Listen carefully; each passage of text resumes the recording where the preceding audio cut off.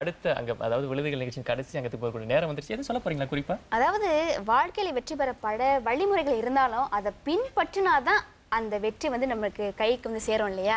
சும்மா வழிமுறைகளை சொல்லிக்கிட்டே போனா மட்டும் அது வந்து ஒத்து வராது. எல்லாம் மனசுதான் காரணம் சுதா. அந்த ஒரு நம்பிக்கையோடு பாக்கியம் அம்மா வழங்கும் நலவியல் குறிப்பு.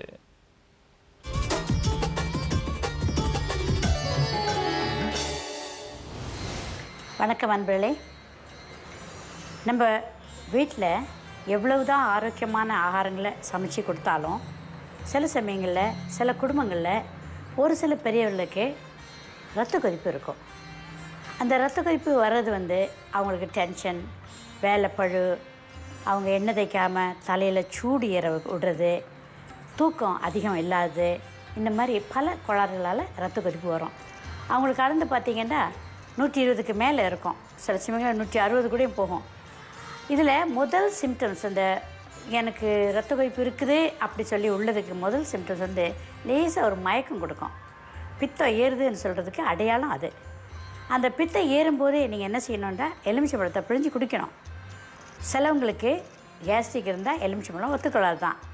அந்த மாதிரிப்பட்டவங்க கூடயும் சில ஆகாரங்கள் சாப்பிட்ட பிறகு குடிச்சிங்கன்னா, கொஞ்சம் உப்பு போட்டு குடிச்சிங்கன்னா நிச்சயமாகவே அது கேஸ்ட்ரிக் வராமல் இருக்கும். அதே நேரத்தில் மயக்கம் என்று சொல்கிறதுக்கு முதல் மருந்து எலுமிச்சை பழம் தான்.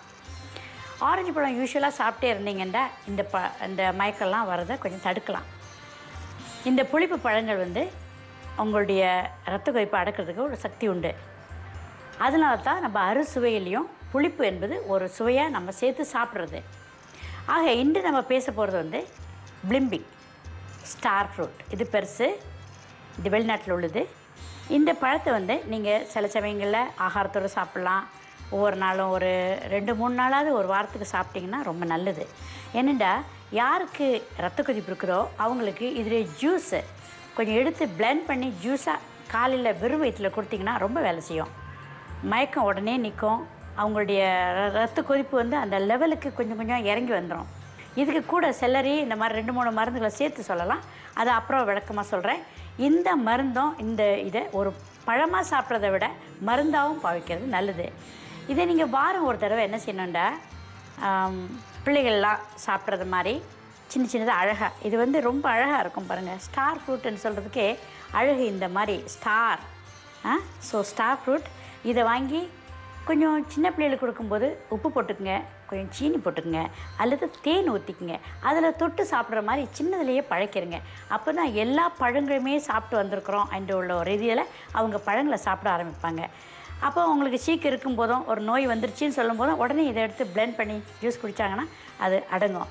இது வந்து மருத்துவத்தில் உண்மையாகவே இந்த மாதிரி இரத்த கொதிப்பு அடங்குறது தான். மற்றபடி நீங்கள் கறிகளில் ஏதாவது போடணும்னு நினச்சிங்கன்னா கொஞ்சம் புளிப்பு பத்தலையா ஒரு 2 துண்டு எடுத்து அதில் போட்டுருங்க. புளிக்கு பதிலாக இது பழங்களை போட்டால் அது ஒரு டேஸ்ட்டாக இருக்கும். சுவையாக கறி வைக்கிறீங்க, ஒரு வெந்தய கறியெல்லாம் குழம்புலாம் போடும்போது இதை போட்டு செய்திங்கன்னா இன்னும் ரொம்ப டேஸ்ட்டாக இருக்கும். ஆக இந்த மாதிரி உள்ள மருந்துகளுடைய பழங்களுடைய மருத்துவத்தன்மையை தெரிஞ்சு நீங்கள் உபயோகிக்கிறத நான் சொல்கிறதுலேருந்து நீங்கள் புரிஞ்சுக்குவீங்கன்னு நினைக்கிறேன். ஆக இந்த பழம் ஒரு நல்ல பழம். தயவுசெய்து இதெல்லாம் சாப்பிட்டு அடிக்கடி இதை வாங்கி உபயோகித்து நன்மை பெறுவீங்க என்று நம்பி விடைபெறுகிறேன். வணக்கம்.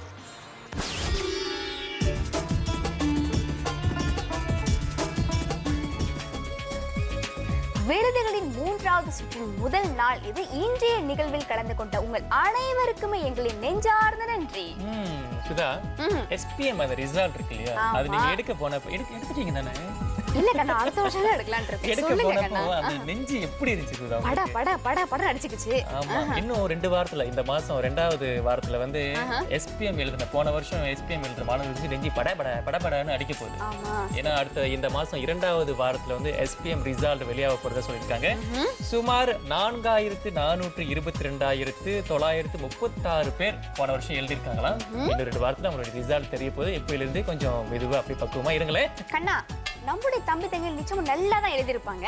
சரி, அந்த வகையில நீங்க சற்றுமுன்பு பரீட்சையை பத்தி சொன்னீங்க, முடிவுகள் பத்தி சொன்னீங்க. நான் வந்து மன உளைச்சல் சம்பந்தமா ஒரு தகவல் கொண்டு வந்திருக்கேன். அதாவது மன உளைச்சல் ரொம்ப அதிகமாயிருச்சு, அபாய அறிவிப்பு நீங்க பாத்தீங்கன்னாக்க நெஞ்செரிச்சல் ஏற்படுமா.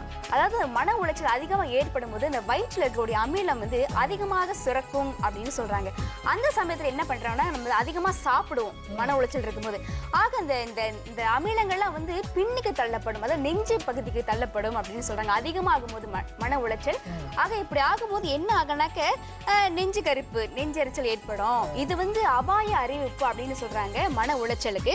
ஆக இதை போக்கு என்ன செய்யலாம்னாக்க ஒவ்வொரு அரை மணி நேரத்துக்கு ஒரு முறை நிச்சயமாக நீர் பருக வேண்டும் அப்படின்னு சொல்றாங்க. முடிந்த வரையில் எண்ணெய் பதார்த்தங்களும் அதாவது கொழுப்பு சம்பந்தப்பட்ட உணவு வகைகளை கண்டிப்பாக தவிர்க்க வேண்டும். ஏன்னா இது வந்து அபாய அறிவிப்பு கொடுத்துட்டாங்க. சரி, நம்மளுடைய அகப்பக்கம் வெப்சைட்டை பார்த்துருவோம், www.s2.com.my. இந்த அகப்பக்க முகவரிக்கு நீங்க போனாலே வந்து விழுதுகள்ன்ற ஒரு அகப்பக்கம் அப்படி அந்த திரை வந்து உங்களுக்கு காட்டி அவங்க போட்டிருக்காங்க. சரி, அங்க போய் உங்களுடைய குறிப்புகளை எழுதி அனுப்பலாம், சுதா கூட பேசலாம், அவங்கள பார்க்கலாம். நிறைய விஷயங்கள் அங்க வந்து காத்துக்கிட்டே இருக்கு. அல்லது visa@s2.com.my என்ற விழுதுகளின் மின் அஞ்சல் முகவரிக்கும் நிச்சயமாக உங்களுடைய கருத்துக்களை தொடர்பு என்னோட அனுப்பி வைங்க. படிக்க நாங்களும் சரி, தயாரிப்பு குழுவும் சரி ரொம்ப ஆவலா காத்துக்கிட்டு இருக்கோம் என்ற நம்பிக்கையில் மீண்டும் சந்திப்போமா நாளைக்கு. ஓகே, நன்றி, வணக்கம்.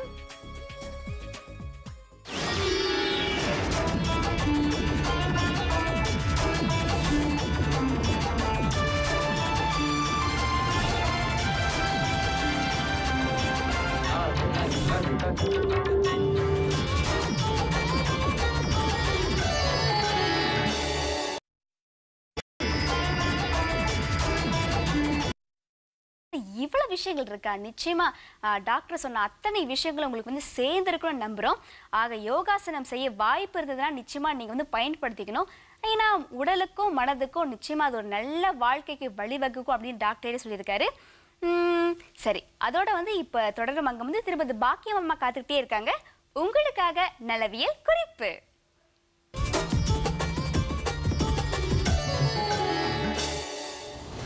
வணக்கம் அன்பர்களே.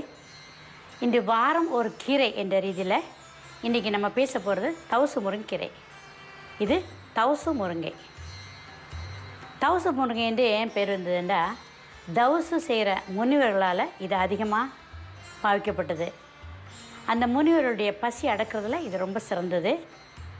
பொதுவாக நம்மளாம் சாப்பிடும்போது இது கொஞ்சம் வாய்வு ஆனது. ஆனால் வாய்வை கொஞ்சம் கட்டுப்பட்டுச்சுன்னா கொஞ்சம் தேங்காய் பூ போட்டுட்டு பரட்டி சாப்பிட்லாம். வாரம் ஒரு முறை அல்லது 2 வாரத்துக்கு ஒரு முறை சாப்பிட்றதா சிறப்பு. அடிக்கடி சாப்பிட்டிங்கன்னா நிச்சயமாக முதுகெல்லாம் வாய்வு பிடிச்சிரும். இந்த கீரையை நம்ம முதியோரெலாம் என்ன செய்வாங்கன்னா இதில் வாய்வு இருக்கிறது இப்படியே உருவி அதை ஒரு முறித்து அந்த முருகல்னால அவங்களுடைய வாய்வெல்லாம் போகும்னு சொல்லிட்டு ஒரு ஐதீகம் உண்டு. ஆனால் இப்போ நீங்கள் குழந்தைகளுக்கு கொடுக்கும்போது சின்ன சின்னதாக வெட்டி அதை அரிஞ்சு சின்னதாக பரட்டி கொடுக்கலாம். ஏண்டா நமக்குள்ள பழக்கம் வந்து பெருசாக அப்படியே உருவி அதை ஒரு தண்ணிச்சாரா அதில் கொஞ்சம் தேங்காய் பால் ஊற்றி கொஞ்சம் பருப்பு போட்டு தண்ணிச்சாரா தக்காளி பழம் ஒன்று போட்டு தண்ணிச்சாரா கொடுப்பாங்க. தண்ணிச்சாரா கொடுக்கும்போது அந்த பெரிய பெரிய இலைகளெல்லாம் நல்லா சாஃப்டாக வெந்துடுது. அது ஒரு 2 வாரத்துக்கு ஒருக்கா கொடுக்குறது நல்லது. இதே மாதிரி மற்ற கீரைகளையும் தண்ணிச்சாறு வைக்கிற கீரைகள் ரொம்ப உண்டு. அதை இந்த மாதிரி சின்ன சின்னதாக போட்டு பரட்டி கொடுக்கும்போது சின்ன குழந்தைகளும் இதை மென்று சாப்பிட்றதுக்கு நல்லாயிருக்கும். இது தவிர்த்து காலில் சிலவங்களுக்கு வீக்கம் வந்து ரொம்ப ஒரு மாதிரி பாரமாக இருக்குதுன்னு சொன்னால் இந்த மருத்துவ ரீதியில் இதை இலையை பிழிஞ்சு இடித்து சாறு எடுத்து அந்த சாத்தை ஒரு பாத்திரத்தில் வச்சுட்டு இந்த கால் முழுகு வரைக்கும் சாறு எடுத்து வைக்கணும். பாதத்தை அதில் வைக்கணும். கொஞ்சம் நேரம் வச்சிங்கன்னா அந்த நகைக்கணுவிலிருந்து அழுக்கள் வந்து அந்த அந்த சாறில் அந்த அழுக்கள் தேங்கி வந்துடும். ஒரு 20 நிமிஷம் அப்படியே வச்சிட்டு இருக்கணும் காலை. அதுக்கு பிறகு அந்த கெட்ட நீர்கள் வந்த பிறகு நீங்கள் காலை எடுக்கலாம். ஸோ இதுதான் அந்த மருத்துவ குணம், நம்முடைய உடம்புல உள்ள அழுக்கை வெளியாக்குறது.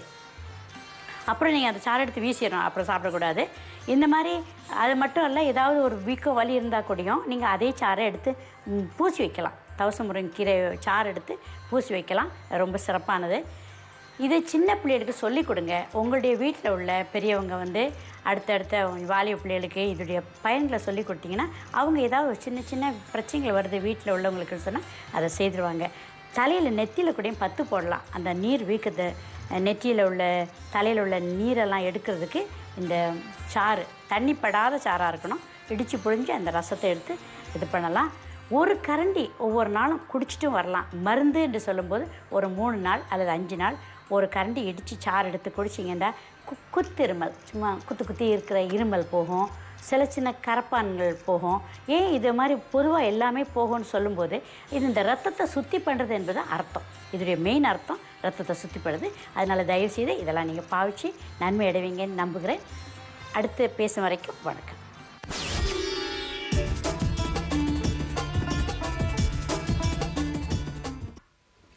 இப்போ உள்ள காலகட்டத்தில் பார்த்தீங்கன்னா நிறைய வந்து எல்லாருக்கும் பிரச்சனை.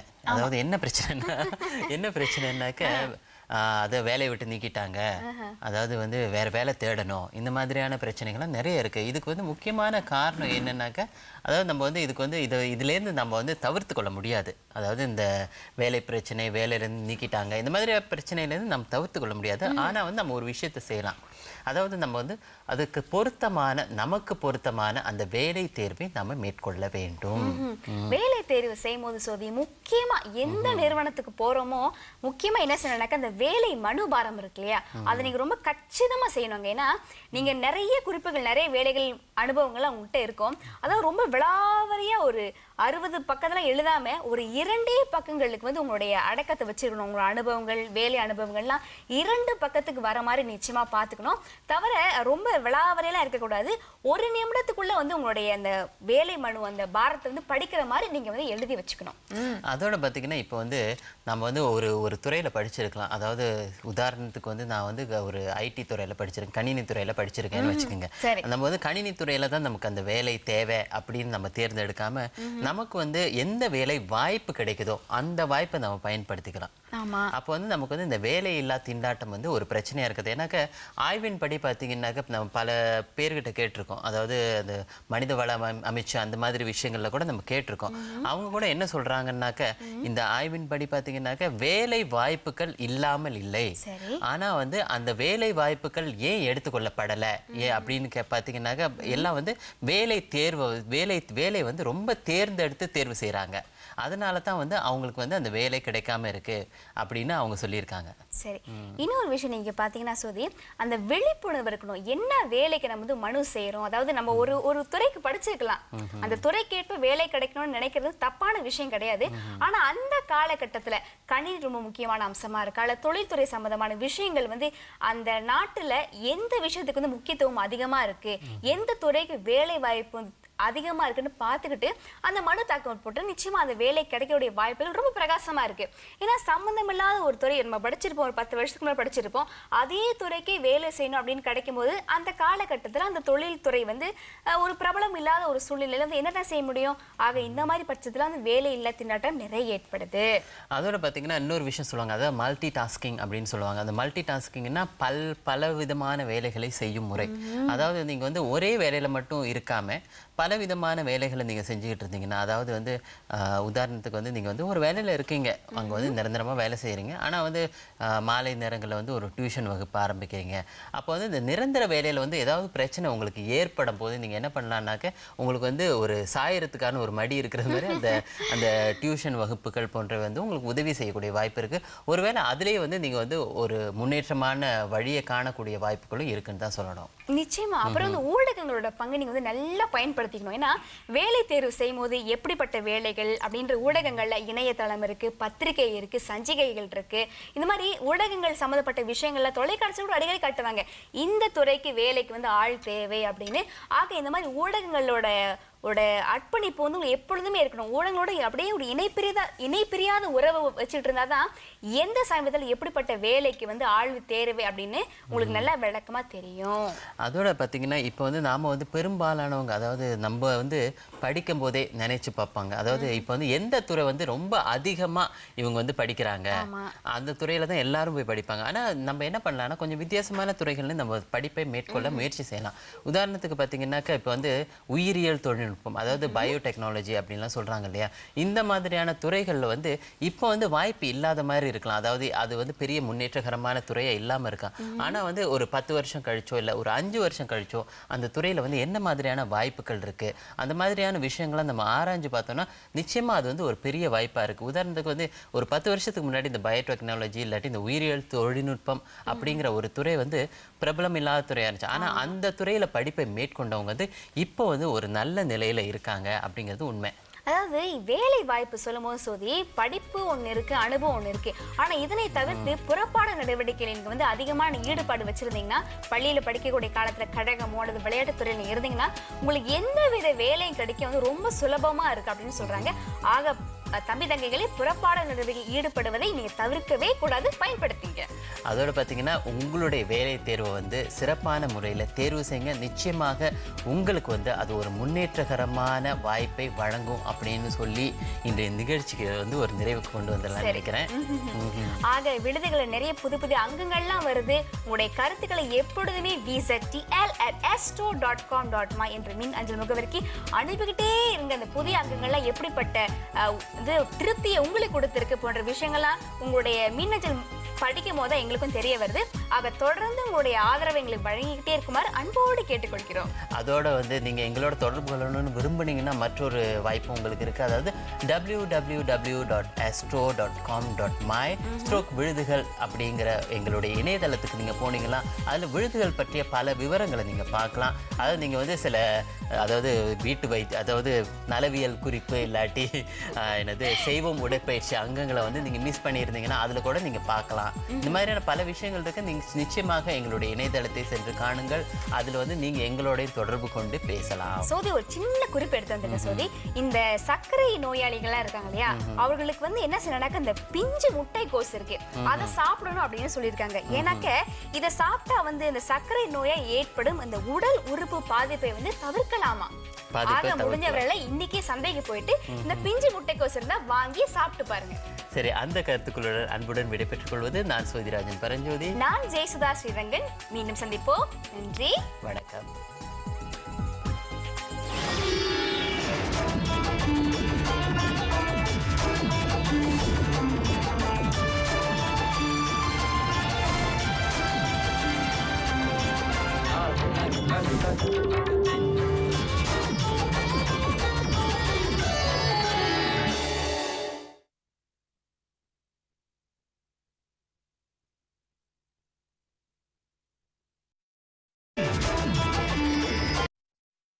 கடைசி அங்கம் பாக்கியம் வழங்கும் நலவியல் குறிப்பு.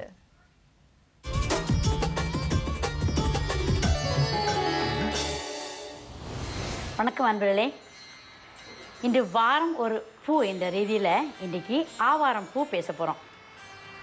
இது நீங்கள் பார்த்துருப்பீங்க, எல்லா ரோடெல்லாம் வச்சு இந்த அரசாங்கம் அழகுபடுத்துது நம்ம நாட்டை, நம்ம ரோடுகளெல்லாம். இந்த ஆவாரம் பூவில் பல ஸ்பீஷீஸ் இருக்குது, 20 விதமான தினசுகள் இருக்குது. ஒவ்வொன்றுக்கும் ஒரு சக்திகள் இருக்குது. இனிப்பு நீருக்குன்னு சொல்லிட்டு பொதுவாகவே எல்லாருக்கும் தெரியும் ஆவாரம் பூ இனிப்பு நீருக்கு நல்லதுன்னு சொல்லிட்டு. அந்த இனிப்பு நீருக்கு சேர்றது ஒரு ஸ்பெஷல் ஸ்பீஷீஸ். அது கிடைக்காத நேரங்களில் என்ன செய்ய வேண்டாம், வெளிநாட்டிலேருந்து நம்ம இம்போர்ட் பண்ணி வர வச்சுக்குவோம். இந்த மாதிரி காஞ்சது. பொதுவாக இந்த மூலிகையும் பயன்படுத்தலாம். இந்த பூவையும் நீங்கள் பறித்து சுத்தப்படுத்தி கழுவிடணும். ஏன்னா அது அழுக்காக இருக்கும், ரோட்டில் உள்ளதெல்லாம். அதை கழுவிக்கிட்டு நீங்கள் வந்து சாப்பிட முடியும். இந்த பூவை தனிமையாக சாப்பிட முடியும், கழுவுனதை சாப்பிட முடியும்.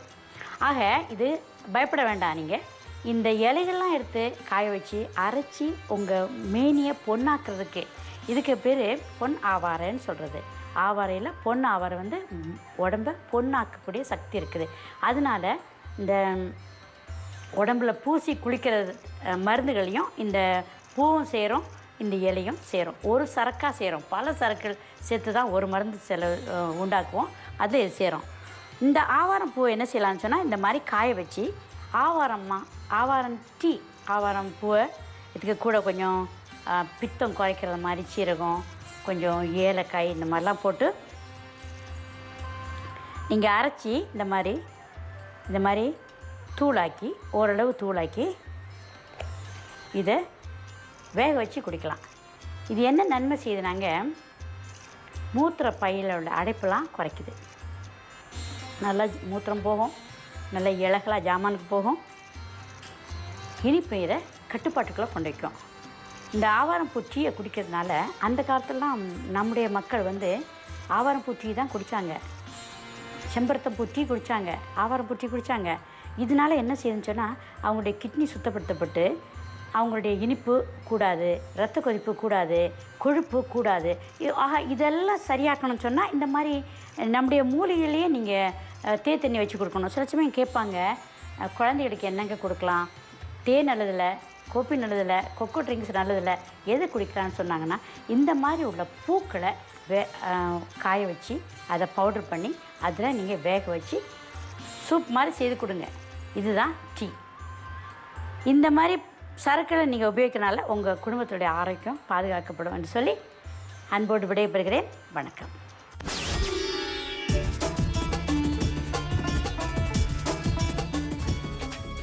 இந்த நிகழ்ச்சியில் பங்கெடுத்த அனைவருக்கும் ஒட்டுமொத்தமாக நன்றி நன்றி நன்றி நன்றி. பாக்கியம் மாமா எழுதின குறிப்பை நீங்க எழுதிக்கிட்டீங்கன்னா அப்படி எழுதாட்டி என்ன பண்ணலாம்?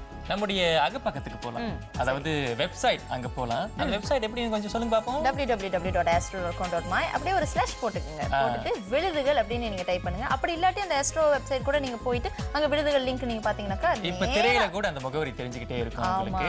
அது வந்து நீங்க அங்க போனீங்கன்னா அங்க வந்து பாக்கியம் அவங்களுடைய குறிப்புகள்லாம் அங்க இருக்கும். அங்க போனா அவங்க மட்டும் இல்ல, சராவுடைய குறிப்புகள், சரி, அப்புறம் மற்ற நிகழ்ச்சிகள் என்னென்ன வரப்போகுது, எந்த மாதிரி தலைப்புகள் நீங்க கொடுக்கலாம் அப்படின்னு நம்ம வந்து அங்க பேசலாம். ஆமா, அதாவது நிறைய நிகழ்வுகள் வந்து மக்கள் பங்கெடுக்கிற மாதிரி நிகழ்ச்சிகளும் சில ஏற்பாடு செய்யறதுக்கு நாங்க திட்டங்கள் நிறைய வச்சிருக்கோம். நீங்க இந்த வெப்சைட்டை பார்த்துக்கிட்டே இருந்தாலும் உங்களுக்கு நிறைய இன்ஃபர்மேஷன், நிறைய தகவல்கள் வந்து உங்களுக்கு வந்து கிடைக்கும் இல்லையா? ஆமா, நமக்கு வந்து நிறைய மெம்பர்ஸ், நிறைய உறுப்பினர்கள் தேவைப்பட்டுக்கிட்டே இருக்கு. எவ்வளவு சீக்கிரம் முடியுமோ அவ்வளவு சீக்கிரம் போய் நீங்க வந்து ரெஜிஸ்டர் பண்ணிக்கிட்டீங்கன்னா உங்களுக்கு நல்லது, எங்களுக்கு நல்லது, எல்லாருக்கும் நல்லது. சரி கடா, நீங்க சொன்ன ஒரு விஷயத்தை வந்து நான் கொஞ்சம் ஹைலைட் பண்ணலான்னு இருக்கேன். மறுபடியும் நீங்க சொல்லியிருந்தீங்களா, அதாவது வெளிநாட்டுக்கு பயணம் மேற்கொள்ளும் போது உங்களோட பாஸ்போர்ட், அதாவது நீங்க வந்து வெளிநாட்டுக்கு போக முடியுமா, அது தகுதி இருக்குதா அப்படின்ற செக் பண்ணிக்கலாம் இல்லையா?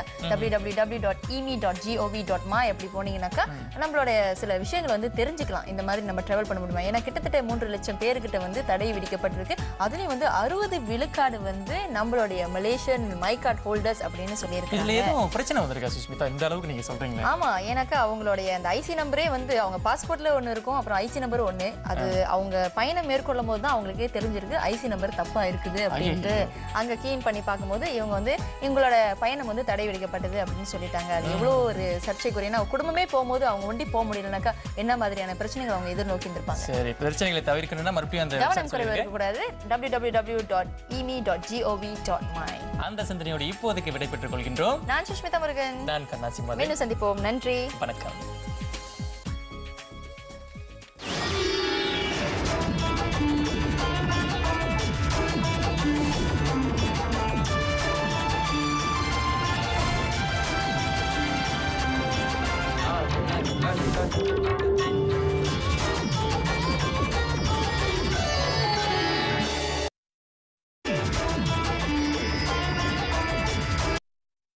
படிக்கும் பழக்கத்தை நாம தான் வந்து தினந்தோறும் வாழ்க்கையில் அமலப்படுத்திக்கிட்டே இருக்கணும் என்று கூறி இது உங்களுக்காக திருமதி பாக்கியம் காத்துக்கிட்டே இருக்காங்க. உங்களுக்காக நலவியல் குறிப்பு.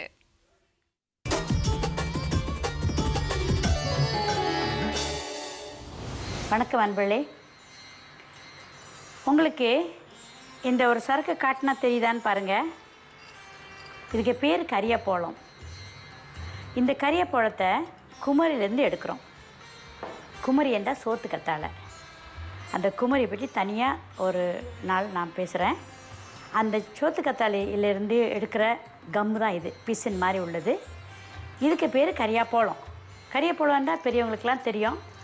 சின்ன பிள்ளைங்க வந்து நடந்து எங்கேயாவது ஓடி வந்துட்டாங்கண்டா, இங்கே வீக்கம் வந்துருச்சுது, அடிபட்டுருச்சுது, உடனே கரியாப்பழத்தை எடுத்து பத்து போட்டுருவாங்க. எப்படி பத்து போடுறதுன்னு சொல்லி கொடுக்குறேன். கொஞ்சம் எடுத்துக்கங்க, இந்த அளவுக்கு எடுத்துக்கங்க. எடுத்துட்டு இடித்து பவுட்ரு பண்ணணும். நல்லா பவுட்ரு ஆக்கிட்டு அதுக்கு கூட கொஞ்சம் ஒரு அளவாக தண்ணி ஊற்றி சூடு காட்டுங்க. இதில் தண்ணி ஊற்றலாம், அல்லது எலுமிச்சப்பழ சாறு ஊற்றலாம், அல்லது அரிசி கழுவுற தண்ணியும் ஊற்றலாம். இந்த மூணில் ஏதாவது ஒன்று ஊற்றி லேசாக சூடு காட்டுங்க. சூடு காட்டி அப்படியே கொதி வரும். கொஞ்சம் தண்ணியெல்லாம் இறங்கிடுச்சின்னு சொன்னால் அது கொதி வந்து மேலெல்லாம் பொங்கி வரும். நீங்கள் வந்து ஒரு குச்சி எடுத்து கிண்டிகிட்டே இருக்கணும். ஏன் குச்சின்னு சொல்கிறேன்டா, கரண்டியில் எல்லாம் ஒட்டிக்கும். அதனால் குச்சி என்றால் ஈஸி, அப்படியே கடைஞ்சிட்டு அது தூக்கி வீசிடலாம். ஒரு பதம் வரும், கொஞ்சம் திக்காகி அது ஒட்டுறது மாதிரி வரும்போது அதை எடுத்து கொஞ்சம் ஆற வச்சு, ரொம்ப கொதிக்க எடுத்துடாதுங்க. கையை வச்சு எடுத்து, அப்போ தான் அந்த பதம் தெரியும். எந்த இடத்துல பிள்ளைகளுக்கோ எங்கேயோ வீக்கம் இருக்குதோ அதை எடுத்து நல்லா பத்து போடணும். லேசாக பத்து போட்டு அப்படியே விட்டுறலாம். அதுக்கு மேலே துணிகிணிலாம் ஒன்றும் கட்ட வேண்டாம். இதை எடுத்து அப்படியே பத்து போட்டு விட்டுருங்க. அந்த இடத்துல உள்ள வீக்கம், வலி, அப்படியே ஏதாவது உள்ளுக்கு அடிபட்டு ஏதாவது செய்திருந்துன்னு சொன்னால் கூட இது செய்திங்கன்னா அடுத்த நாள் காலையில் அதை எடுத்து கழுவி விட்டுடலாம். உங்களுக்கு அந்த வீக்கம், வலி, கடுப்பு எல்லாமே குறைஞ்சிரும். அவ்வளோ சிறப்பான மூலிகை இந்த கரியாப்பழம். இந்த கரியாப்பழத்தை ஒவ்வொருத்தரும் ஒவ்வொரு வீட்லேயும் கொஞ்சம் கொஞ்சம் வாங்கி வைங்க. ஏன்டா இது எல்லா கடையிலையும் இப்போ கிடைக்குது. சரக்கு, மருந்து சரக்கெல்லாம் சொல்ல ஆரம்பித்த உடனே எல்லாருமே மருந்து சரக்கில் ஆர்வம் காட்டுறாங்க. இந்த மருந்து உங்கள் வீட்டில் எப்போவுமே வச்சுருக்கணும். ஏன்னா நமக்கு தெரியாது எப்போ விழுகிறோம், எப்போ அடிபடுறோம், எப்போ அந்த முட்டியெல்லாம் கொஞ்சம் பெசுதுன்னு தெரியாது. அந்த நேரத்துலலாம் இது வந்து ஒரு தெய்வாமிர்த மருந்தாக உங்களுக்கு பாவிக்கிறதுக்கு ரொம்ப உபயோகமாக இருக்கும். ஆக இந்த மருந்து ஒன்று பார்த்துட்டிங்க. இதிலே இன்னொரு சரக்கு இருக்குது, ரத்தப்பழம் என்பது. அது அவ்வளோவா பாவிக்கிறது இல்லை. அதனால் இந்த கரியப்பழத்தை பற்றி நீங்கள் நல்லா தெரிஞ்சுக்கிட்டீங்க. இது தயவுசெய்து உங்களுடைய அன்றாட வாழ்க்கையில் பாவிக்கிறதுக்காக அந்த 5.5 பெட்டில் ஒன்றில் வச்சுக்கோங்க. இது மற்றபடி மருந்தாகவும் செய்து கொடுப்போம் நாங்கள். மாதவிடாய் பிரச்சனைகளுக்கெல்லாம் இதில் ஒரு ரொம்ப அளவு குறைவாக அந்த ப்ரொப்போர்ஷன் படி சேர்த்து மருந்துகளை செய்கிறது உண்டு. எல்லா மருந்துகளையும் இதுவும் செய்கிறோம்.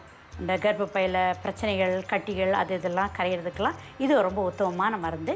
அதை வைத்தியர்கள்ட்ட கேட்டுக்கலாம் என்று கூறி உங்கள்கிட்டருந்து விடைபெறுகிறேன். வணக்கம்.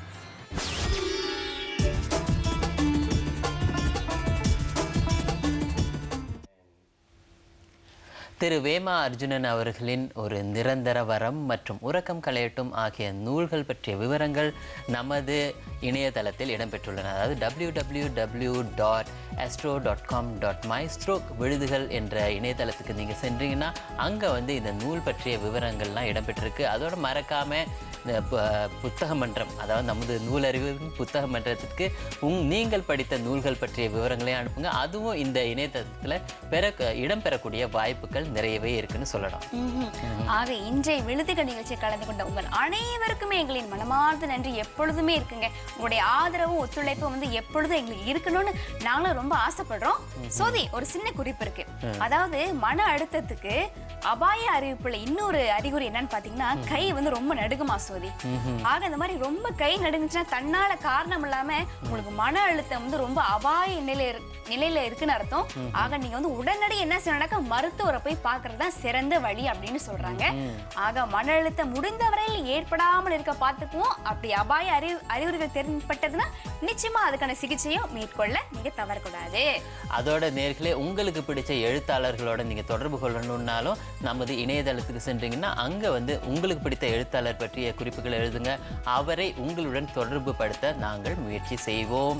இல்லாட்டி bztl@astro.com.my என்ற மின்னஞ்சல் முகவரிக்கும் உங்களுடைய கருத்துக்களை நீங்கள் தாராளமாக அனுப்பலாம். குறைகளா இருந்தா நிச்சயமா நிவர்த்தி செய்ய நாங்க பார்ப்போம். நிறைகளா இருந்தா மிக்க மிக்க சந்தோஷம். ஏன்னா நீங்க ஆதரவு வழங்குவதே எதுல பாத்தீங்கன்னா இந்த மின் அஞ்சல் அதுக்கு அனுப்பக்கூடிய கடிதங்கள் தான். ஆக தொடர்ந்து அனுப்பிக்கிட்டே இருங்க. எப்பொழுதுமே விழுதுகள் நிகழ்ச்சிக்கு உங்களுடைய ஆதரவு எப்பொழுதுமே வேண்டும் என்று கூறிக்கொண்டு அன்புடன் விடைபெற்றுக் கொள்வது நான் ஜெயசுதா ஸ்ரீரங்கன். நான் சோதிராஜன் பரஞ்சோதி. மீண்டும் சந்திப்போம். நன்றி, வணக்கம்.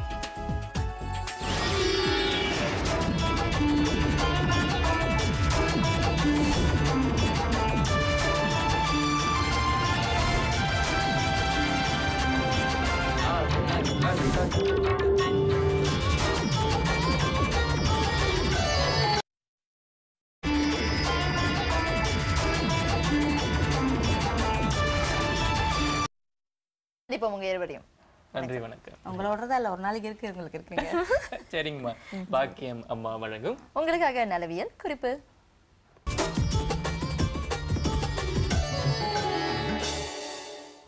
வணக்கம் அன்பர்களே. ஒரு குடும்பத்தில் எல்லாரும் ஆரோக்கியமாக இருக்கணும் சொன்னால் ஒரு தாய் தான் இதை எல்லாத்துக்கும் கவனம் செலுத்தணும். ஆண்களுக்கு பொதுவாக ரொம்ப நோய்கள் உண்டு. அதில் ரொம்ப முக்கியமான நோய்கள் வந்து நீர் பிரச்சனை, அவங்க ஏதாவது மாத்திரை மருந்துகளை சாப்பிடும்போது நீர் ரொம்ப உஷ்ணமாயிரும்.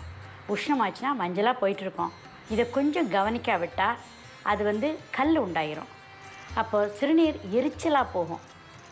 ஆக இந்த மாதிரி அவங்களுக்கு என்ன பிரச்சனைகள் வரும்னா ப்ரோஸ்டல் வெயின்ஸ்லாம் வீங்கிரும், ப்ரோஸ்டல் கிளான்ஸ் வீங்கிரும். அந்த மாதிரி ஆண்களுக்கு அது வர்றதுக்கு முன்பு இடுப்பில் வலி இருக்கும். பொதுவாகவே நீர் எரிச்சல், நீர் கடுப்பு இதெல்லாம் உண்டாகும். இதெல்லாம் தாண்டி அவங்களுக்கு இன்னொரு நோய் உண்டு, விந்து அதிகமாக போகிறது, மூத்திரத்திலேயே விந்து அதிகமாக போகிறது உண்டு. இன்னொன்று ஆண்மை குறைவு. இது ஆண்களுடைய பிரச்சனைகள்.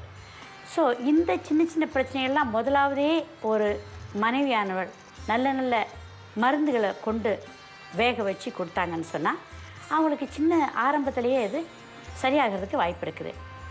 நான் நெருஞ்சில்னு சொல்லி ஒரு மருந்து இங்கே இருக்குது. நான் இதை காட்டுறது என்னென்னா உங்களுக்கு பல பேருக்கு தெரியாமல் இருக்கலாம். இதுக்கு பேர் பெரிய நெருஞ்சில். இது பெரிய நெருஞ்சில், இது சின்ன நெருஞ்சில். இப்படி 2 விதமான நெருஞ்சில் இருக்குது. நெருஞ்சிலெலாம் பொதுவாகவே ஊர்லெல்லாம் போனீங்கன்னா இந்தியாவில் தரையில் படர்ற கொடியாக இருக்கும், சின்ன சின்ன செடியாக இருக்கும். அந்த செடியில் நம்ம காலை வச்சுட்டா குத்திரும், முள் குத்திரும், நெருஞ்சில் முள். இதுக்கு பேர் யானை வணங்கி என்று சொல்லி ஒரு பேர் உண்டு. ஏனெண்டா யானைகள் நடக்கிற பாதையில் இது இருக்கிறதுனால யானையே தலை குனிய வைக்கிறக்கூடிய ஒரு முள்ளான ஒரு மூலிகை இது. யானை வணங்கி கீழே உட்கார்ந்து தான் அப்புறம் அதை எடுத்து போட்டப்பறம் தான் அதுக்கு நடக்க முடியும். ஆக இந்த மூலிகை வந்து சின்னதாக இருக்கும்போது அப்படியே பச்சையாக கூட எடுத்து உரித்து சாப்பிட்றது உண்டு. அந்த காலத்துலலாம் சாப்பிடுவாங்க. இப்போ இங்கெல்லாம் நெருஞ்சில் பார்க்க முடியல பொதுவான இடங்களில். ஆனால் நீங்கள் தெரிஞ்சு வைக்க வேண்டியது கடை சரக்கா இதை கடையில் போய் வாங்கலாம். நெருஞ்சில் என்று கேட்டு வாங்கி இதை கொஞ்சம் வேக வச்சு அந்த தண்ணியை கொடுங்க. வீட்டில் சில பேருக்கு இடுப்பு வலிக்குது அல்லது மூத்திர எரிச்சலாக இருக்குன்னு சொன்ன உடனே இந்த நெருஞ்சில் வாங்கி கொஞ்சம் வேக வச்சு கொடுங்க. எப்படி பாலி உங்களுக்கு தெரியுமோ, பாலி குடிச்சோன்னா குளிர்ச்சி என்பது எல்லாருக்கும் தெரியும். இது நெருஞ்சில் என்பது ஒரு புதுப்பாடம். நீங்கள் படித்து இதையும் நீங்கள் பயன்படுத்துனீங்கன்னு சொன்னால் உங்கள் வீட்டில் உள்ளவங்களாம் நல்ல சௌரியமாக வாழ்வாங்க. நீங்கள் சித்த வைத்தியர்கள்ட்ட போனீங்கன்னா இது சேர்ந்த மூலிகையில் உள்ள சரக்குகள் கொடுத்து அதை டீ மாதிரி வேக வச்சு கொடுங்கன்னு சொல்லுவாங்க. இதில் பல சரக்குகளும் சேரலாம், தனியாகவும் நீங்கள் குடிக்கலாம். நீங்கள் தயவுசெய்து இந்த காது கொடுத்து கேட்குறதெல்லாம் நீங்கள் அனுபவத்தில் கொண்டு வந்து பயன்பெறுவீங்கன்னு நம்பி வணக்கம் சொல்லி விடைபெறுகிறேன். வணக்கம்.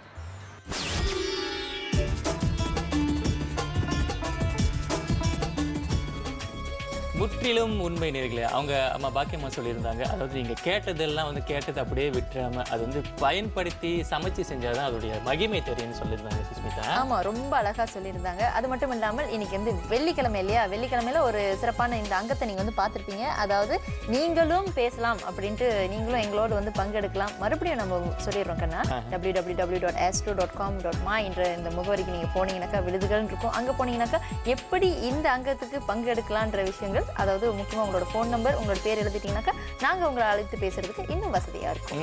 அது மட்டும் இல்லை, இந்த அங்கத்துக்கு மட்டும் தான் நீங்கள் வரணும்ட்டு இல்லை, மற்ற அங்கங்கள் எதுவும் புதிய அங்கங்களையும் வந்து இவங்க பேசலாமே, இவங்க இந்த தலைப்பு கொடுக்கலாமே, இப்படி பேசலாமே, இப்படி நீங்கள் அங்கே போயிட்டு விழுதுகள் புத்தக மன்றம் அந்த இடம் கூட இருக்கு, அந்த அங்கம் கூட இருக்கு. அங்கே கூட நீங்கள் வந்து உங்களை வந்து ரெஜிஸ்டர் பண்ணிக்கலாம்.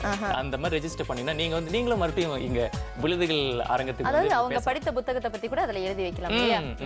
அவங்களுக்கு படித்த புத்தகம், பிடிச்ச புத்தகம், யாரு பிடிச்ச எழுத்தாளர், இந்த மாதிரி வந்து அந்த புத்தகம் சம்பந்தப்பட்ட விஷயங்கள் வந்து அவங்க வந்து வைக்கலாம். குறிப்பா பள்ளி மாணவர்கள் வாசிப்பு பழக்கத்தை ஊக்குவிக்கும் வகையில அவங்களும் வந்து தங்களுடைய கருத்துக்களை வெளிப்படுத்தலாம். கண்டிப்பாக, அதாவது வாசிக்கிற அந்த பழக்கம் இருந்துச்சுன்னு சொன்னாக்கா நிச்சயமா ஜீனியஸா கூட ஆகலாம் அப்படின்ட்டு ஒரு இது சொல்லி இருக்குது. நிச்சயமா உங்களுக்கும் அந்த ஆசைகள் ஆர்வம் இருந்தாக்கா எங்களோட தாராளமாக நீங்க பங்கெடுக்கலாம். சமையலில் சிறந்தவர்கள் யாராக இருக்கட்டும், யாரா இருக்கட்டும், என்ன ஆணா இருந்தா என்ன, பெண்ணா இருந்தாலும் சரி, அது வந்து ஒரு சின்ன ஒரு தலைப்பு. இந்த ஆணுக்கு பெண்ணுக்கும் நீங்க பாத்தீங்கன்னா கண்ணா, அதாவது சரிசமமா வந்துட்டாங்க இல்லையா? நம்ம ஏன் அதை வந்து சர்ச்சையாக்கி சாப்பிட்டா சரி, வந்தா சரி. அதாவது ஒரு விமானமே ஒரு பெண்ணு ஓட்டும் பொழுது சமையல்ல ஆண் இருக்க மாட்டாங்களா? என்ன சொல்லுங்க, அம்மா சாப்பாடு, அம்மா சாப்பாடு. அவங்க எப்ப கிடாக்கு போறீங்க கண்ணா? அனைவரும் அடுத்த வாரம். நிச்சயமா நிறைய பேர் வந்து இப்ப நம்ம சொல்லிட்டோம்னா அவங்களுக்கும் அந்த ஞாபகம் வந்திருக்கும் இல்லையா? எதை மறந்தாலும் அந்த ஊட்டிய அந்த கை, அந்த அம்மா, அந்த ஒரு பிடி சோற்று வந்து நிச்சயமா அது நினைவுல இருந்துகிட்டே இருக்கும். வேணா கண்ணா, அழுவக்கூடாது. நிச்சயமாக தாராளமாக நீங்கள் எங்களுடைய எல்லா அங்கங்களையும் பங்கு எடுக்கணும். உங்களுடைய ஆதரவு எங்களுக்கு என்னைக்கும் தேவை தேவை தேவை என்று கூறிக்கொண்டே விடைபெற்றுக் கொள்கின்றோம். நான் கண்ணாசி மாதிரி, நான் சுஷ்மிதா முருகன். மீண்டும் சந்திப்போம். நன்றி, வணக்கம்.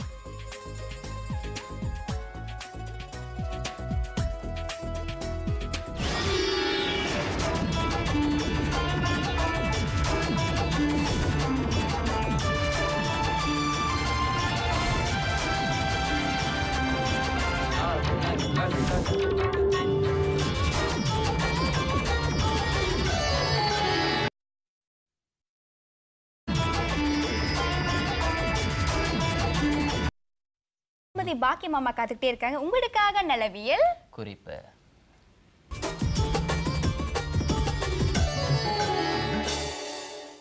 வணக்கம் நண்பர்களே. வாரம் ஒரு பழம் என்ற ரீதியில் இன்றைக்கி மங்குஸ்தீன் பழத்தை பற்றி பேச போகிறோம். மங்குஸ்தீன் பழம் உங்களுக்கு தெரிஞ்சது தான். இது எப்போவும் நீங்கள் நினச்சிங்கன்னா கிடைக்காது. டொரியான் பழமும் மங்குஸ்தீன் பழமும் சேர்ந்து தான் வரும் பொதுவாகவே. ஏன் அந்த மாதிரி வருது என்று சொன்னாலே கடவுள் படைச்சிருக்குது அந்த மாதிரி. டொரியானுடைய சூட்டை குறைக்கிறது மங்குஸ்தீன். அப்போது மங்குஸ்தீனுக்கு அவ்வளோ குளிர்ச்சி கொடுக்குற தன்மை இருக்குது. அந்த மங்குஸ்தீன் பழம் எப்பவும் கிடைக்காது. அதனால் கிடைக்கிற காலங்களில் மங்குஸ்தீன் பழங்களை உள்ளே சாப்பிடுங்க. அதில் ரொம்ப மருந்து சக்தி இருக்குது. அது தோல்களை வீசக்கூடாது. வீசாமல் இந்த மாதிரி காய வச்சுக்கோங்க. பெருசாக எடுத்து சின்ன சின்னதாக வெட்டி அந்த நேரத்துலையே வெட்டினா தான் இந்த மாதிரி வரும். காஞ்சிச்சின்னா வெட்டுறது ரொம்ப கஷ்டம். அது இளமையாக நல்லா பச்சை தன்மை இருக்கும்போதே ஈரப்பசை இருக்கும்போது சின்ன சின்னதாக வெட்டி நறுக்கி இந்த மாதிரி வச்சுக்கோங்க. ஒரு பாட்டிலில் போட்டு உங்களுடைய மருந்து சரக்கு, உங்களுடைய சுக்கு மிளகு, திப்பிலி, கொத்தமல்லி இதுக்கு கூட போட்டு இதை வச்சுக்கோங்க. ஒரு பாட்டிலில் போட்டு வச்சுக்கோங்க. உங்கள் குடும்பத்தில் சில நோய்கள் உண்டாகும். உங்கள் குடும்பத்தார்களுக்கு சில பேர் அதிகமாக நண்டு, ஊடான், கோழி இந்த மாதிரி சூடான சாமான்களையும் சாப்பிடுவாங்க. அப்படியே அவங்க சைவமாக இருந்தால் கூட சிலருக்கு உடல் வாகு சூடாக இருந்தால் அவங்களுக்கு மூளைச்சூடு உண்டாகும். மூளைச்சூட்டுக்காரங்களை பார்த்தீங்கன்னா அடிக்கடி கோவம், சுருக்குன்னு கோவம் வரும். அந்த மாதிரி கோவம் வரவங்கக்கிட்ட நீங்கள் கேட்டு அறியலாம். ஜாமானுக்கு ஒழுங்காக போகுதா, மலம்லாம் ஆய்வுபடுத்தி நல்லா போகுதா, ஒவ்வொரு நாளும் சரியாக மலம் கழியலன்னு சொன்னால் அவங்களுக்கு மூளைச்சூடு இருக்குதுன்னு அர்த்தம். அந்த மாதிரி மூளை இருக்கிறவங்களுக்கு இந்த தோல் எடுத்து இடித்து பவுடர் பண்ணி கொஞ்சம் எடுத்து அவங்க சாப்பிட்டாங்கன்னா அந்த தோற்பு சத்துக்கு அந்த மூலாதாரம் குளிர்ச்சியாகி கொஞ்சம் மூலம் குறையும். இதை தவிர்த்து அவங்க அந்த பச்சையாக இருக்கும்போது அதை இடித்து சாறு எடுத்து கொடுத்திங்கன்னா ரத்த விருத்தி இல்லாதவங்களுக்கு ரத்தமும் உண்டாகும். ஏன்னா அது சிவப்பு அணுக்களை உற்பத்தி பண்ணுற சிகப்பாக இருக்கிறதுனால, சிவப்பாக இருக்கிற எல்லாமே அதில் ரத்த விருத்தி செய்யக்கூடிய சக்தி இருக்குது. ஸோ இதை பச்சையாக இடித்து அந்த தோலில் குடிக்கலாம். அப்படி குடிக்கும்போது சில பேருக்கு ஓவராக மாதவிடாய் போகுதுன்னு வச்சுக்கோங்க. அந்த மாதவிடாய் இருக்கிறதுக்குள்ள தன்மை இதோடைய தோலுடைய சக்தி இருக்குது. ஆக நீங்கள் முன்பு சொல்லியிருக்கிறேன், தென்னங்குருத்துக்கு அந்த சக்தி இருக்குது.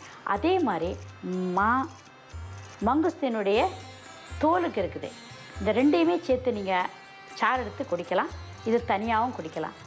இந்த பழத்தை விட தோலில் சக்தி இருக்கிறதுனால நீங்கள் அவசியம் இதை பத்திரப்படுத்துங்க, வீசாதுங்க. இதை தவிர்த்து முகத்துக்கு க்ரீம்களுக்கு இப்போ ரொம்ப விலை ஏறிய மருந்தாக ஒரு க்ரீம் செய்கிறாங்க அந்த தோல்லேருந்து. நீங்கள் அழகுக்கு என்ன செய்யலாண்டா, அந்த தோல் எடுத்து பிளெண்ட் பண்ணி அதுக்கு கூட கொஞ்சம் மஞ்சள் போட்டுக்கங்க. பிளெண்ட் பண்ணி முகத்தெல்லாம் அழகாக பூசி வச்சுட்டு கொஞ்சம் நேரம், அரை மணி நேரம் கழிச்சு நீங்கள் கழுவுனீங்கன்னா தோல் முகம் ஒரு மாதிரி பளபளப்பான அழகு கொடுக்குது. நான் செய்து பார்த்துருக்குறேன். தயவுசெய்து நீங்கள் எல்லாம் செய்து அதை உபயோகித்து நன்மை பெறுகிறேன் என்று சொல்லி விடைபெறுகிறேன். வணக்கம்.